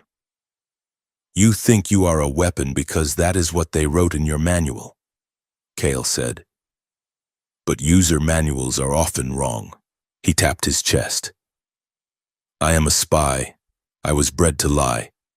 I was selected for this mission because my DNA is a skeleton key. Does that mean I am just a lockpick? Or do I get a say in who I am? Varya looked at him. You have a choice. You are human. So are you, Kale said, in the ways that matter. He stood up and walked over to his pack. He pulled out the medical scanner and the portable power unit. The entity wants alignment, Kale said. It wants to see if we match, if we are true. He began stripping the wires on the scanner. I have an idea. Drix and I worked on the theory during the flight. We can build a resonance dampener. Varya frowned. Dampeners reduce power. They do not stop the emotional feedback loop. No, Kale said, but we can sync it. He held up 2 sensor pads. I attach one to my heart. You attach one to your interface port. We link them through the scanner's logic core. If our heartbeats and biorhythms synchronize, if we are both calm, both honest, both present, the dampener holds the surge. It creates a feedback loop of stability instead of chaos. And if we lie? Varya asked. Or if we panic? Then the circuit breaks, Kyle said, and we get shocked, badly. Varya looked at the makeshift device. It is crude. It is trust, Kale said. He walked over to her. He held out the sensor pad. This is the 3rd trial. Varya, not a test of durability, a test of choice. I am choosing to stand here. I am choosing to trust that you won't burn me. Varya looked at his hand. She looked at the wires. Slowly, she reached up and unsealed the collar of her armor, exposing the sensitive skin at the base of her throat. Attach it, she whispered. Kale placed the sensor on her skin. She flinched but didn't pull away. He attached the 2nd sensor to his own chest, right over his heart. He keyed the scanner. The device hummed. A small light turned red. It is active, Kale said. Varya took a deep breath. The filaments on her armor dimmed, sinking to the rhythm of his heart. The red light flickered, turning amber. Now what? Varya asked. Now, Kale said. You touch me. On purpose. Varya stared at him. Her fear was palpable, a physical coldness radiating from her. I can't, she said. You can, Kale said. Just my wrist. He held out his arm. He rolled up the sleeve of his flight suit. Varya raised her hand. She removed the gauntlet. Her gray fingers trembled. Kale looked her in the eyes. I am not afraid. He lied. The dampener beeped. The light flashed red. A sharp jolt of static stung Kale's chest. Varya jerked back. You are lying, she accused. Okay. Kale exhaled. I am terrified, but I want this more than I am scared. The light turned amber again. Varya stepped closer. She looked at his wrist. She looked at his face. I do not want to be a weapon anymore, she whispered. The light turned green. She reached out. Her fingertips brushed the inside of his wrist. The sensation was instantaneous. It wasn't pain. It was a storm. Kale felt the air leave his lungs. He felt the immense crushing power of her nervous system flood into his. He felt the wind of 1,000 storms, the heat of a supernova. But it was controlled. He focused on his breathing. In, out. He focused on the beat of his heart against the sensor. Thump, thump. Varya's eyes were locked on his. She was breathing in time with him. She was anchoring herself to his rhythm. She wasn't fighting the emotion. She was riding it, letting it flow through her without triggering the armor's combat protocols.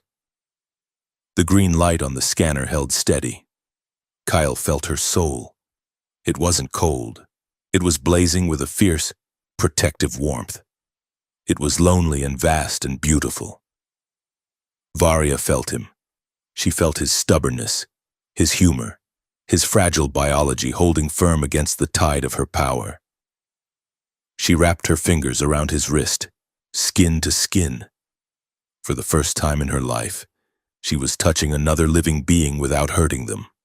A tear leaked from her left eye, tracking through the violet war paint on her cheek. "You are warm," she whispered, wonder in her voice. "You are electric," Kyle whispered back. The entity behind them pulsed with a blinding brilliance. "Alignment confirmed," the voice boomed. "Truth recognized." A beam of light shot from the core, striking the center of the room. It expanded into a massive holographic display. The recording began to play. It wasn't just Counselor Valak.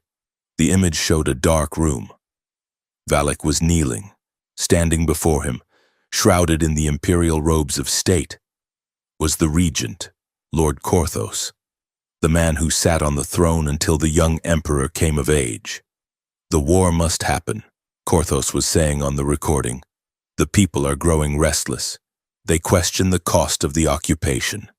We need a symbol to unite them." "Varia," Valak suggested. "Yes," Korthos agreed. "The hero of the moon.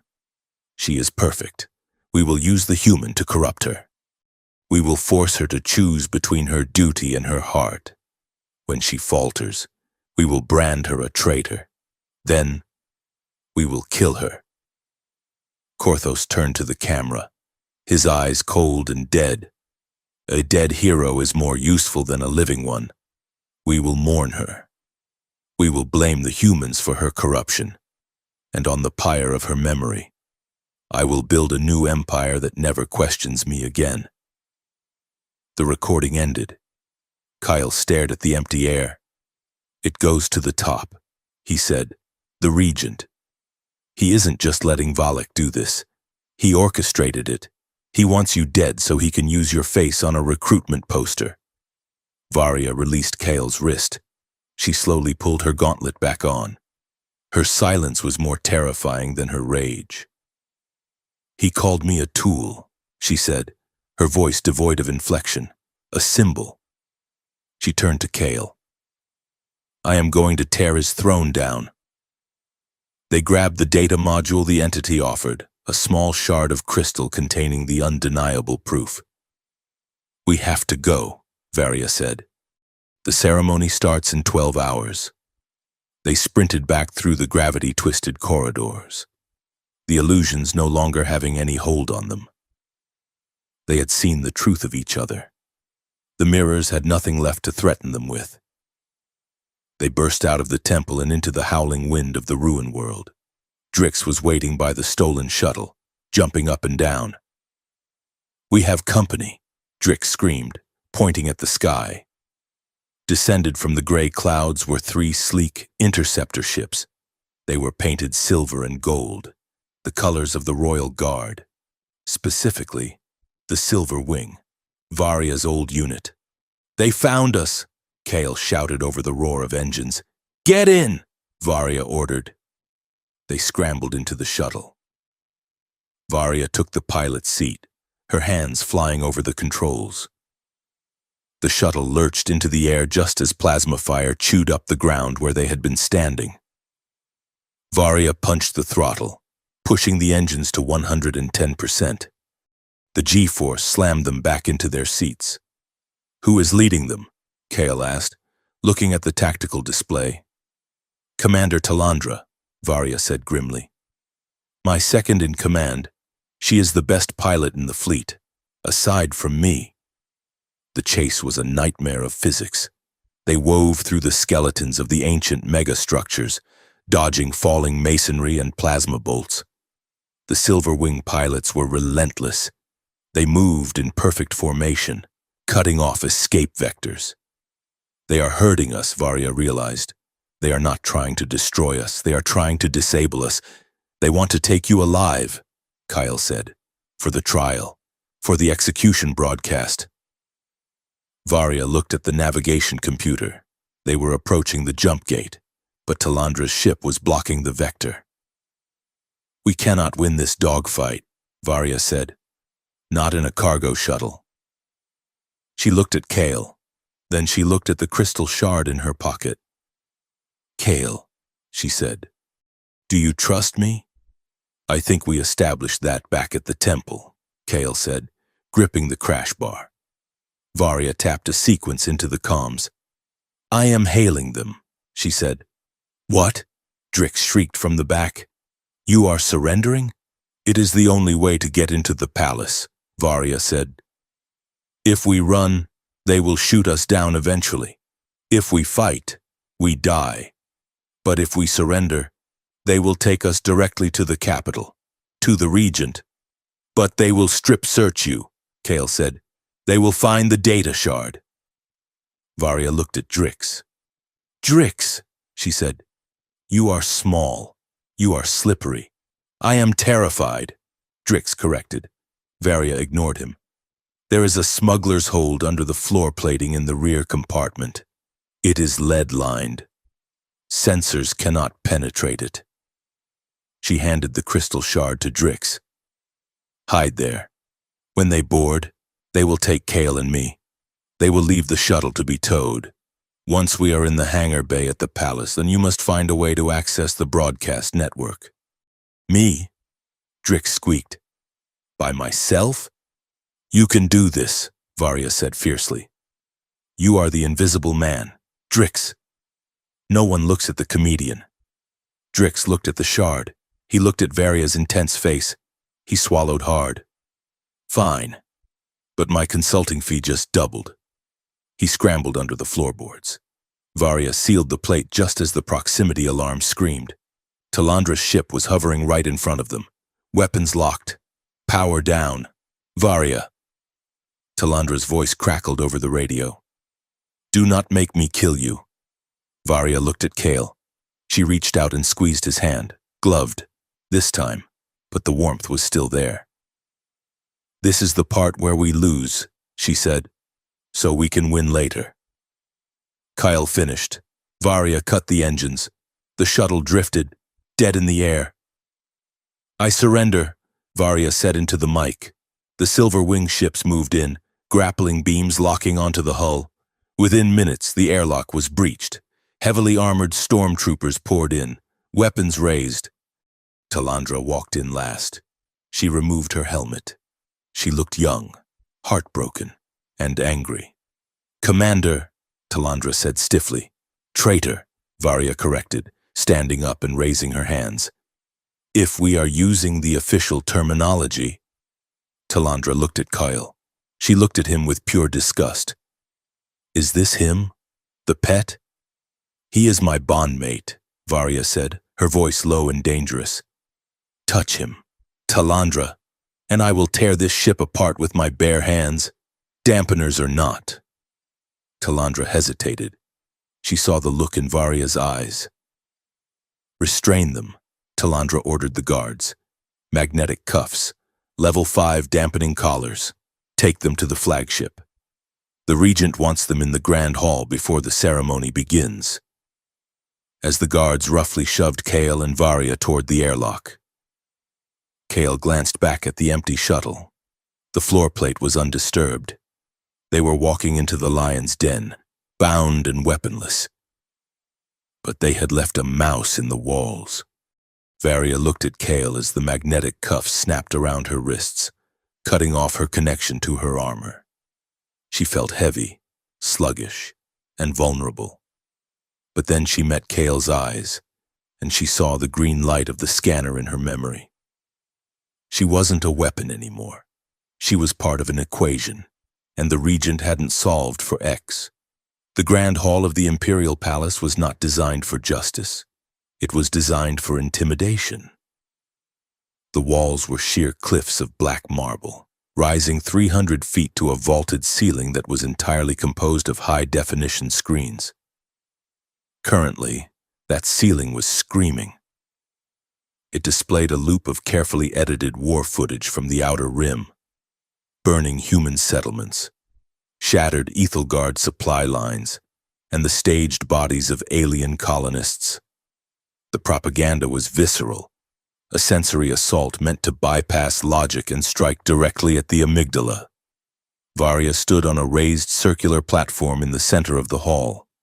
She was stripped of her armor, wearing only a simple gray tunic that exposed the scarred ports on her skin where the biofilaments usually connected. Around her neck was a heavy suppression collar, humming with a sickly yellow light that dampened her natural resonance to a dull, aching throb. Kyle knelt beside her. He was chained, his face bruised from the rough handling by the guards. A similar collar was locked around his throat. To the thousands of spectators filling the tiered benches, he looked small, fragile, and utterly out of place. The regent, Lord Korthos, stood on the high dais, looking down at them like a god inspecting a flawed creation. "Behold," Korthos's voice boomed, amplified by the hall's acoustics. The corruption made flesh. He pointed a long, manicured finger at Varya. "We gave you power, Varya of the 7th line. We made you a living weapon to protect this empire. And how do you repay us? You bring a parasite into the heart of the capital. You let a human spy whisper poison into your ear until you turned your blade against your own kin." Varya stood tall, her chin raised. She did not look at the screaming crowd or the burning ceiling. She looked directly at the regent. "I brought the truth," she said, her voice unamplified but cutting through the silence of the room. "The truth?" Korthos laughed, a dry, rattling sound. "The truth is what we decide it is." He walked down the steps of the dais, stopping at the edge of the prisoner's circle. "I am a merciful ruler. Varya, I remember your service, even if you have forgotten your duty. So I offer you a bargain." He gestured to the medical droids waiting in the shadows. "Denounce the human. Admit that he used psionic trickery to confuse your senses. Submit to a memory cleansing to remove the contamination he left in your mind. Do this, and you will be restored. You will be the hero of the moon again." Varya's eyes flicked to Kale. He was looking up at her, his expression unreadable. "And the human?" Varya asked. Korthos smiled thinly. "He will be executed, of course, but quickly. A mercy he does not deserve. And if I refuse, then you are no longer a hero."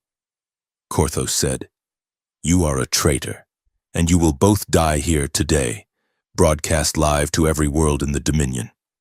The crowd roared their approval. They were hungry for blood, fed on a diet of fear and manufactured hate. Varya looked at Kale. She saw the fear in his eyes, but she also saw the stubborn set of his jaw. "Take the deal," Kale whispered, barely audible over the crowd. "Survive. You can't fight them all." Varya looked back at Korthos. She felt the phantom weight of her armor, the ghost of the power that used to surge through her veins. "My memory is not a file you can delete," she said loudly. "And my loyalty is not a currency you can spend. I refuse." Korthos sighed, a theatrical gesture of disappointment. "So be it." He raised his hand to signal the executioners. "Excuse me, is this the line for the buffet? Or are we just lining up to hear the regent talk about himself for another hour?" The voice boomed from the massive speakers, overriding the war footage audio.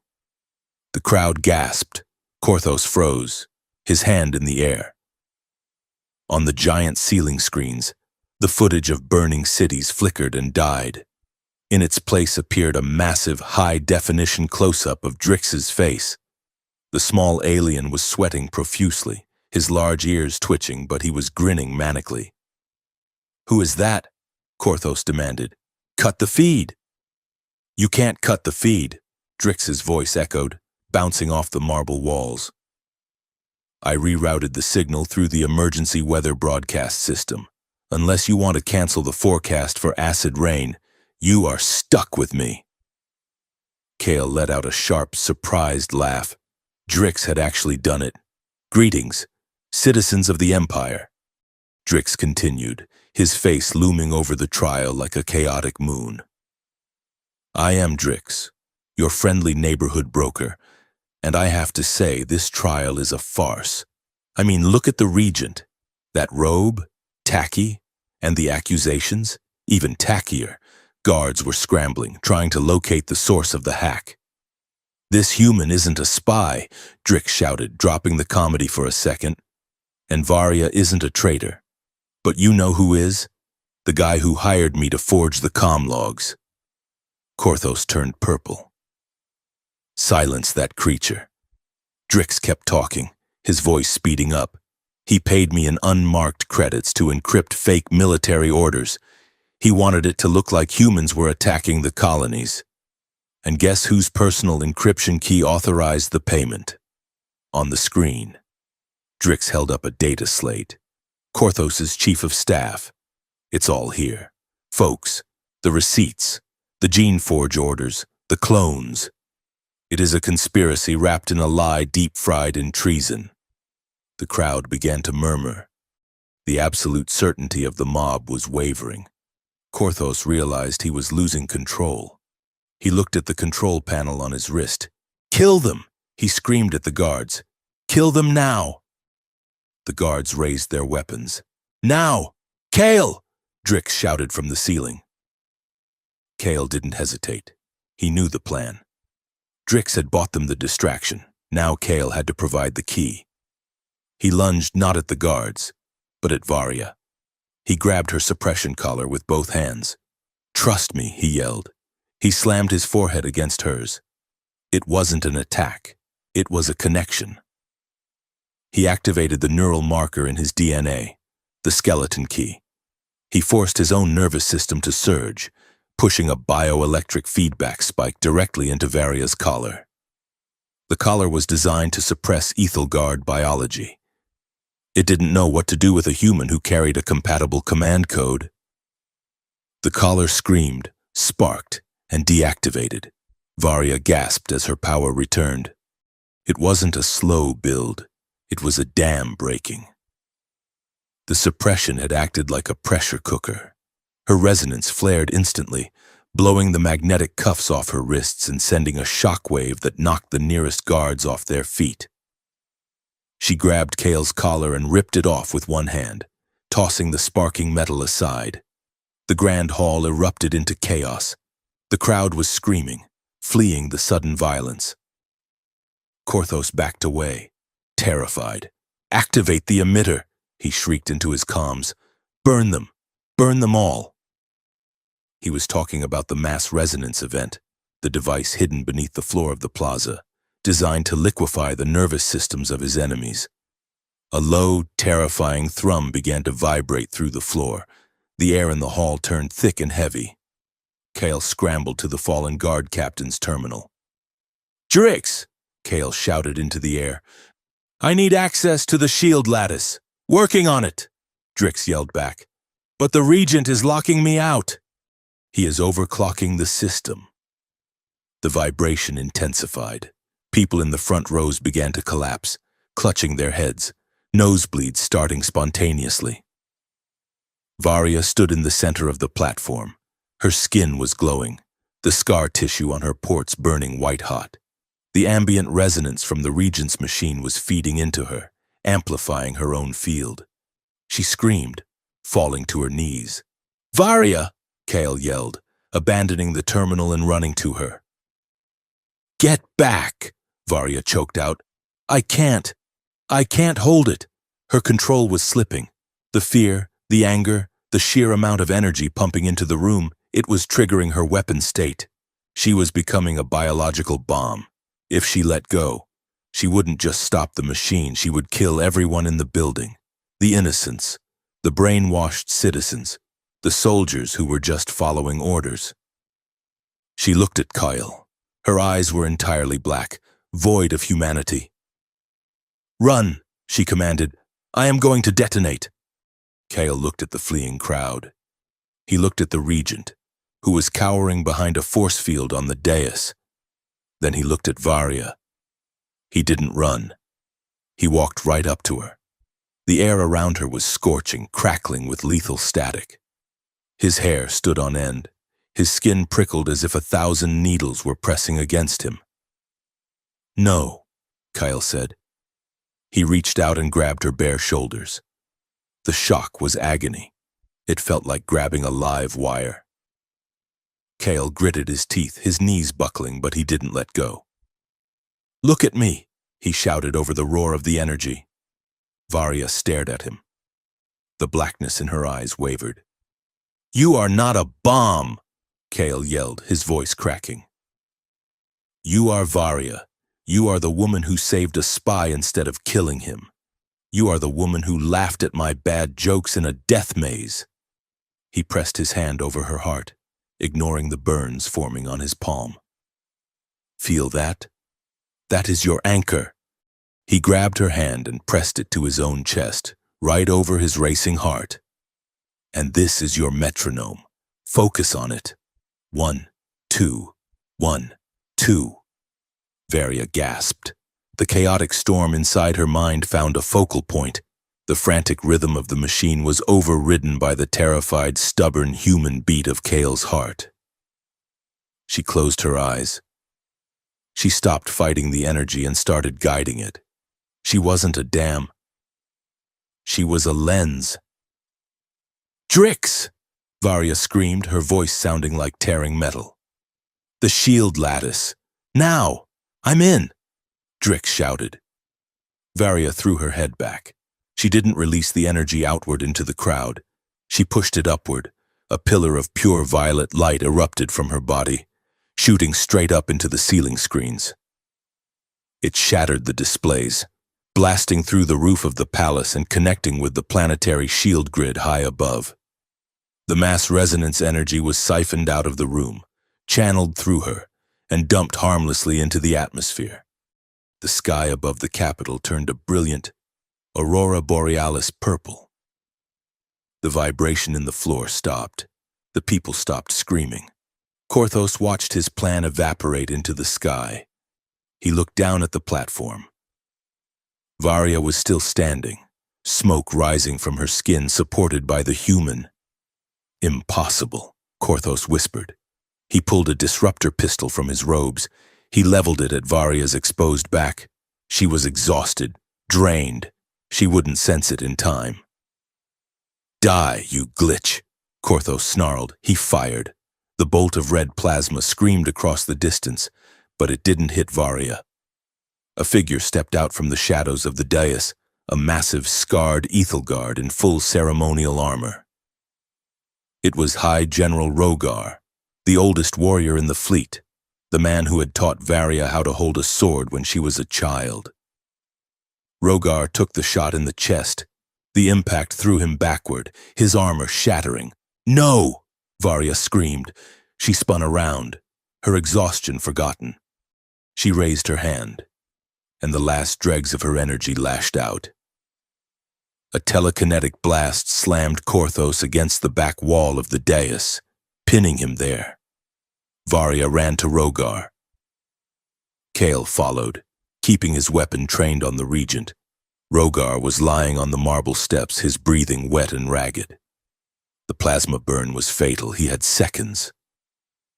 Varya fell to her knees beside him, her hands hovering over the wound, afraid to cause more pain. "General," she whispered. "Why?" Rogar looked up at her. His eyes were dimming, but they were clear.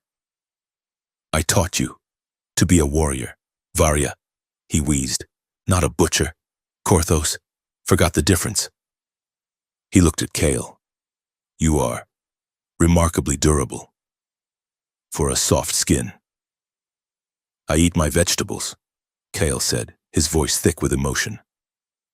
Rogar smiled, blood staining his teeth. "Protect her," he rasped. "She carries the honor of the caste. Now." The general exhaled, a long, rattling breath, and went still. Varya bowed her head. She didn't scream. She didn't weep. She went deadly silent. Below them, the hall was in uproar. The broadcast hadn't cut. The citizens had seen everything. They had seen the regent try to massacre them. They had seen Varya save them. They had seen the old general die for her. Rebellion didn't start with a speech.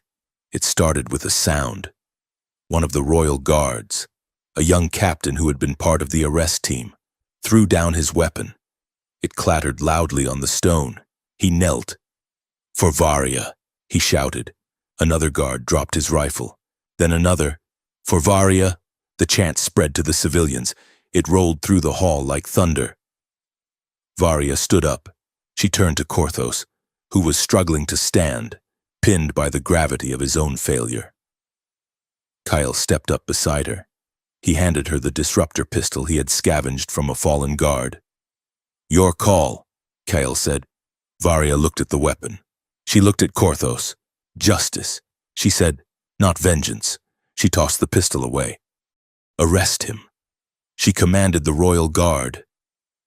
The guards didn't hesitate. They swarmed the dais, dragging the screaming regent away in chains. Varia watched him go.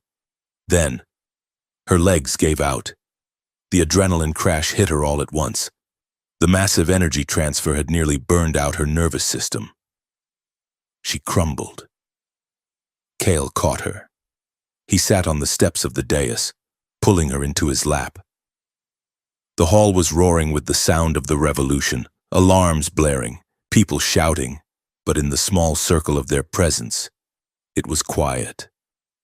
Varia looked up at him. Her skin was cool now. The lethal heat dissipated. Her eyes were human again. "We survived," she whispered, sounding surprised. "You survived," Kyle corrected gently. "I just stood there and yelled at you." Varia reached up. She wasn't wearing a glove. She wasn't wearing armor. She touched his cheek. Kyle flinched instinctively, then relaxed. There was no shock, no static, just the soft, rough texture of her skin against his. "You were my anchor," Varia said. Kale covered her hand with his own. He pressed a kiss to her palm, right over the gray skin that had almost killed him a week ago. "And you are worthy," he said. Varia closed her eyes, leaning her forehead against his chest. For the first time in her life, amidst the ruins of the government she had just toppled, she felt completely terrifyingly safe. Around them, the empire burned and was reborn, but Varia was only listening to one thing. 1, 2, 1, 2. The steady, stubborn beat of a human heart. The capital city of Xylos did not celebrate the morning after the revolution. It simply bled. The sky was a bruised gray, choked with smoke from the riots in the lower districts. The Grand Palace, once a monolith of unassailable power, stood silent and scarred, its shield lattice fractured by the immense energy discharge Varia had unleashed. The council was shattered. The regent's faction had fled or been arrested, but the loyalist generals were already circling the throne like sharks in bloodied water. Power hated a vacuum, and Xylos was currently holding its breath. Varia woke in a medical confinement cell in the West Wing. It was a sterile, white room that smelled of ozone and antiseptic. She sat up, her body aching as if she had been dropped from orbit. The suppression collar was gone, but the heavy magnetic locks on the door remained. She stood and walked to the reinforced glass. Outside, 2 guards stood at attention. One wore the gold sash of the Royal Guard, the other wore the red armband of the Provisional Militia. When the gold-sashed guard saw her, he spat on the floor. "Traitor," he muttered, staring straight ahead. The militia guard stiffened. "She saved the city." He snapped back. "She is a hero. She broke the oath," the first guard retorted. Varia turned away from the glass. This was her new reality. She was no longer the univocal symbol of imperial might. She was a fracture point. To half the city, she was the breaker of chains. To the other half, she was the monster who had turned on her master. She looked at her hands. They were trembling slightly. The energy she had channeled had burned out the microfilaments in her skin. She felt hollow, stripped of the humming song of the resonance that had been her constant companion since birth. The door hissed open. It was not a guard who entered. It was Cale. He looked terrible. His left arm was in a sling, his face was a map of bruises, and he was wearing a mismatched military jacket that was 2 sizes too big. But he was smiling. "You look like a dropped pie," Cale said, leaning against the doorframe. "You have no room to speak," Varya replied, though a wave of relief washed over her so potent it nearly knocked her down. "You look like you lost a fight with a trash compactor." "I won, actually," Cale said, walking over to the bed. "But the trash compactor got some good hits in." He sat down beside her. The levity in his voice vanished, replaced by a serious, sharp edge. "They offered me a deal. Varya, the Provisional Council, General Talandra, and the rest of the surviving brass." "What did they offer?" Varya asked.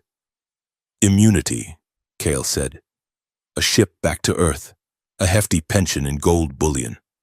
All I have to do is sign a statement saying that you are unstable, that the resonance overload damaged your mind and you are now a danger to the public. They want to lock you away in a stasis vault. Varya. They want to turn you into a statue so they can worship the legend without dealing with the person." "And?" Varya asked, watching him closely. "And I told them to shove their bullion where the sun doesn't shine," Cale said. Varya let out a breath she didn't know she was holding. "You could have gone home, Cale. You could have been safe." "I am done with safe," Cale said. "Safe is boring." He reached into his jacket pocket and pulled out a data pad. "But we have a problem. Drix found something in the Regent's private server before the network went down. It is about you, specifically about your armor." Varya took the pad. She scrolled through the schematics, her eyes narrowing. "The Oath Tech," she whispered. "It wasn't just armor," Cale explained. "Korthos installed a failsafe years ago. It is a martyr protocol. If you are removed from the Imperial Command Network, which you are right now, or if you try to leave the capital, the biofilaments in your spine will reverse their polarity. They will burn me out," Varya finished, reading the cold mathematical cruelty of the code. "It will trigger a total nervous system collapse. I will die a martyr, tragic and beautiful, and Korthos gets his symbol back." "How much time?" Varya asked. "The countdown started when the shield grid fell," Kyle said. "We have less than 2 hours before the surge hits critical mass." Varya stood up. The fear was there, cold and sharp, but she pushed it down. "We need to remove the interface," she said. "We can't," Kyle said. "It is fused to your spine. Surgical removal would kill you." "No," Varya said. "Not surgical. We go to the source, the Warforge in the Undercity.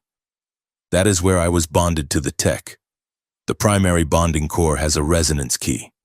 If we can override the Forge's safety protocols, we can use the magnetic crucibles to strip the tech from my body without killing the host." "It will hurt," Cale noted. "Everything hurts," Varya said. "Let's go." Getting out of the detention wing was surprisingly easy. Half the guards were on their side, and the other half were too terrified of Varya to stop her. They walked out the front door, commandeered a heavy transport skiff, and dove into the smog of the Undercity. Drix was waiting for them at Sector 4, leaning against a rusted ventilation fan and looking nervous. "I would like to state for the record," Drix shouted over the roar of the city, "that I am not built for this level of cardio. I am a bureaucrat. My natural habitat is a desk." "Get in! Drix!" Varya yelled, swinging the skiff low. Drix scrambled aboard, clutching a portable hacking deck. "Did you find Korthos?" Varya demanded as she gunned the engines, weaving the skiff through the labyrinth of pipes and hanging slumhabs. "He is not in the custody cells," Drix said, typing frantically. I tracked his personal transponder. He is heading for the same place we are. The Warforge. He knows, Kale realized. He knows you will try to remove the failsafe. He is going to trap us there. Then we have to be faster, Varya said. She pushed the skiff to its limit. They screamed through the subterranean tunnels, the air getting hotter and thicker with sulfur.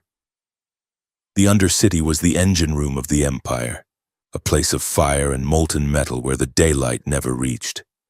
The Warforge loomed ahead, a massive cathedral-like structure suspended over a lake of magma. Chains as thick as starships anchored it to the cavern walls. Inside, the gravity was manipulated to allow molten alloy to float in the air like rivers of gold. Varya landed the skiff on the landing deck, the metal groaning under the heat. "Stay close," she ordered. "The magnetic fields in here can crush a human if you step off the path." They ran across the gantry. To their left and right, spheres of molten metal floated, suspended by anti-grav beams, radiating a heat that singed the hair on their arms. They reached the central core, a circular platform surrounded by control spires. In the center was the bonding crucible, a ring of high-powered magnets used to fuse tech to flesh. Standing at the control console was Korthos. He looked nothing like the regal figure from the courtroom. His robes were torn, his face smeared with soot. He was frantically typing commands into the Forge's logic engine. "It is over." "Korthos!" Kale shouted, raising his disruptor pistol. Korthos spun around. He smiled, a manic, broken expression. "Over?" Korthos laughed. "The broadcast is over. The politics are over, but the lesson is just beginning." He slammed his hand onto a large red lever. The Forge groaned. The anti-grav beams holding the molten metal shifted. A wall of liquid fire rotated, blocking the exit. "I built you, Varya!" Korthos screamed, his voice echoing over the roar of the magma. "I took a frightened little girl from the vats and I carved away the weakness. I gave you purpose, and you think you can just walk away? You think you can be ordinary?" "I think I can be free," Varya said, stepping forward. "Free?" Korthos spat. "Freedom is chaos. Look at the city above us. They are looting the stores. They are killing each other in the streets because they have no symbol. They have no fear." He pointed at the console. "I have accelerated the martyr protocol. You have 4 minutes. Varya, 4 minutes before your nervous system burns out. And when you die here, in the forge that made you, I will tell the world you died trying to save the city. You will be my hero again, forever silent." Varya looked at the timer on the console. 3 minutes and 50 seconds. She looked at the crucible. "Drix," she said calmly. "Can you bypass his lock?" Drix looked at the console, then at the wall of fire, then at Korthos. I can try. But he has encrypted the magnetic frequency. It will take 10 minutes to crack." "We don't have 10 minutes, Kyle said. Korthos laughed again. "You see? You are trapped by your own biology. You are a weapon, Varya. You were never meant to love. You were meant to end things." He looked at Kale with pure contempt. "And you, the pet? Do you think she loves you? It is a glitch. It is a misfire of her combat programming. She is mistaking adrenaline for affection. When she burns out, she will take you with her." Varya felt the heat rising in her spine. The failsafe was activating. A sharp, electric pain spiked at the base of her skull, making her vision blur. She fell to one knee, gasping. "Varya!" Kyle shouted, rushing to her side. Get back!" Varya groaned. "It is starting. The resonance, it is spiking." Korthos watched with glee. "Yes, let it happen. Show him what you really are." Varya looked up. Through the haze of pain, she saw Korthos. She saw the fear behind his madness. He was terrified of her, not because she was a weapon, but because she had grown beyond his design. "You are wrong," Varia whispered. She forced herself to stand. The pain was blinding. White-hot needles driven into every nerve ending. "Worthiness isn't surviving pain," she said, her voice shaking but gaining strength. "That is what you taught me. You taught me that if I could endure the torture, I was worthy of the armor." She took a step toward the crucible. "But you lied. Worthiness is survival of truth." She looked at Kyle. "The truth is, I am not empty without you. Korthos, I am full." She turned to Kyle. "Kyle, the dampener." Kyle looked at her wild eyes. "Varia, if we link now, the feedback will kill us both. The protocol is designed to overload." "Trust me," Varia said. "We don't fight the overload. We share it." She grabbed Kale's hand. "Drix, override the safety on the crucible. Set it to maximum extraction." "But that will rip the tech out," Drix screamed. "It will flay you." "Do it!" Varia roared. Drix slammed his fist onto the bypass key. The crucible roared to life. A beam of blue magnetic energy slammed into Varia. At the same moment, Kale slapped the resonance dampener onto his chest and grabbed Varia's other hand. The circuit closed. The pain was not of this world. For Kale, it was like being plugged into a star. The martyr protocol slammed into his nervous system, seeking to burn him out. He screamed, his back arching, his vision turning white. He felt his heart stopping, his synapses firing randomly. But he didn't let go. He focused on the rhythm. 1, 2, 1, 2. He wasn't trying to dampen the energy.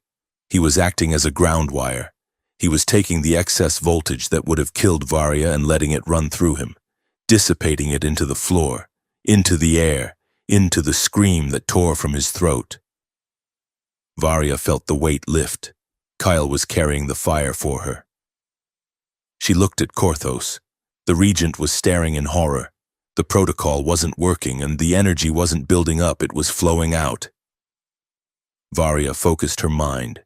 She didn't use rage. She used calm. She visualized the biofilaments, the chains that bound her to Korthos's will. "Let go," she commanded her own body.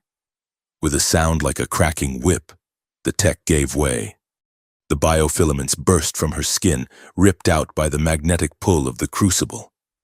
They flew into the energy beam, dissolving into sparks of burning gold. Varia collapsed, the connection breaking. Kale fell beside her, smoke rising from his jacket. The crucible powered down. The wall of fire dissipated.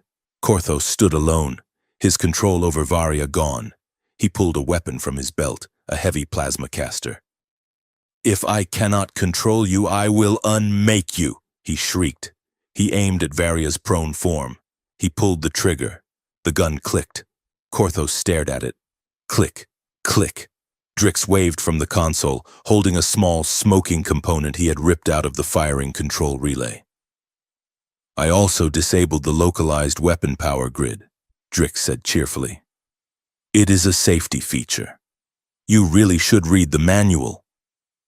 Korthos roared and charged at them with his bare hands. Varia did not stand up.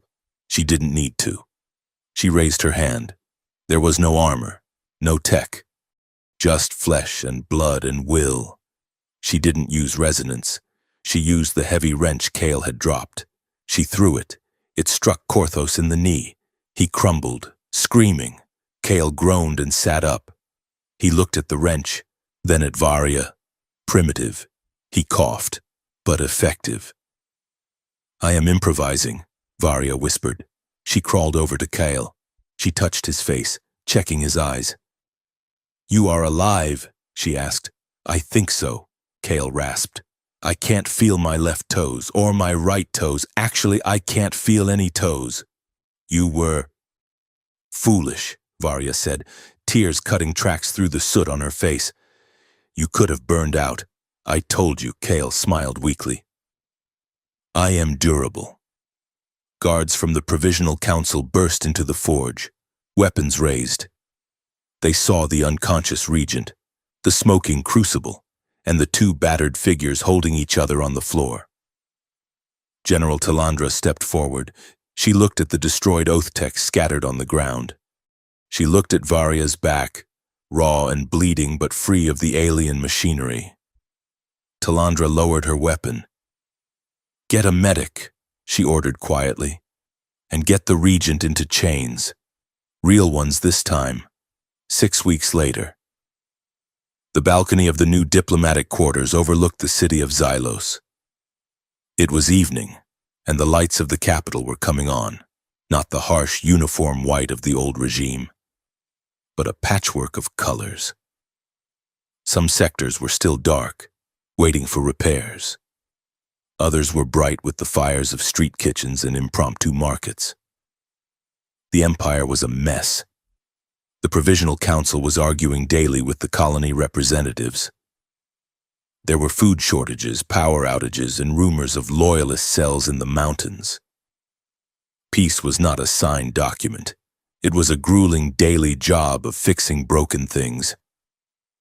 Kale leaned against the railing, watching the traffic below. He wore a civilian suit now, though he still favored the high collar to hide the faint Lichtenberg figures, lightning scarring that traced his neck from the resonance overload. The glass door slid open behind him. Varia stepped out. She looked different.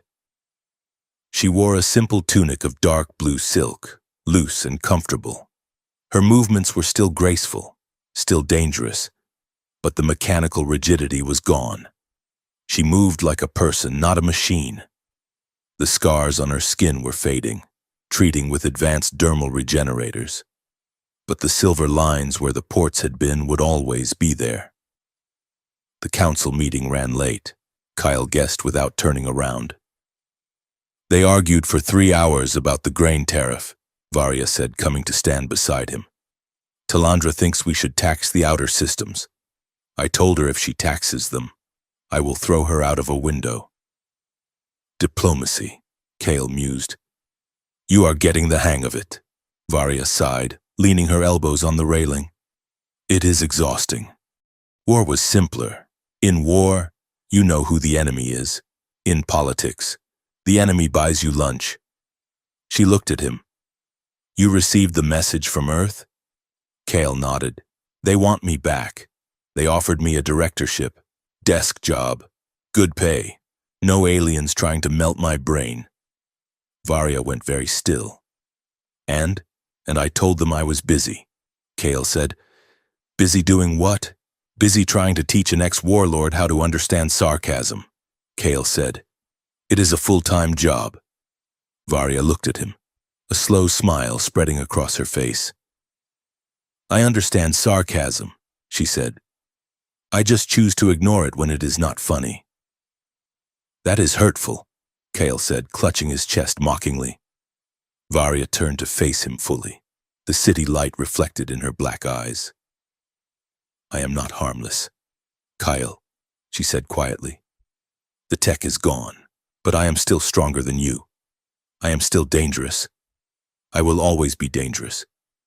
I know, Kyle said. I don't want you to be harmless. He stepped closer. I want you to be you. Just minus the death switch. Varia looked at his hands, the hands that had held her when she was falling apart. We have to define this, she said. The partnership? Okay, Kale said. Rule 1, no more secrets. If you feel the resonance spiking, even without the tech, you tell me. Agreed, Varia said. Rule 2, you do not throw yourself into magnetic crucibles to save me. I cannot protect you if you are dead. I'll try, Kyle said, but no promises. Heroism is addictive. Varia shook her head, but her expression was soft. She raised her hand, for the first time since they met. There was no hesitation, no checking the sensors, no fear of the weapon state. She reached out and placed her bare hand on his cheek. Her skin was cool, smooth, and dry.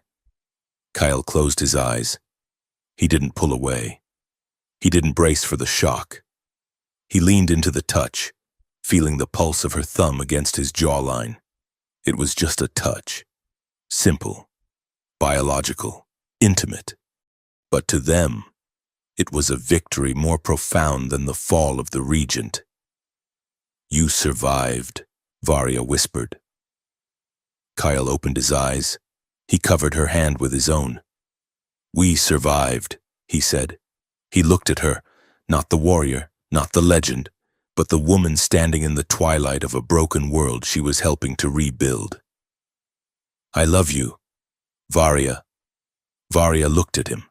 The words were strange in her language, clumsy and heavy, but she spoke them in his. "I love you, Kyle." She leaned in, and when she kissed him, the city below them seemed to hold its breath. It wasn't a kiss of sparks and danger. It was steady. It was controlled. It was worthy.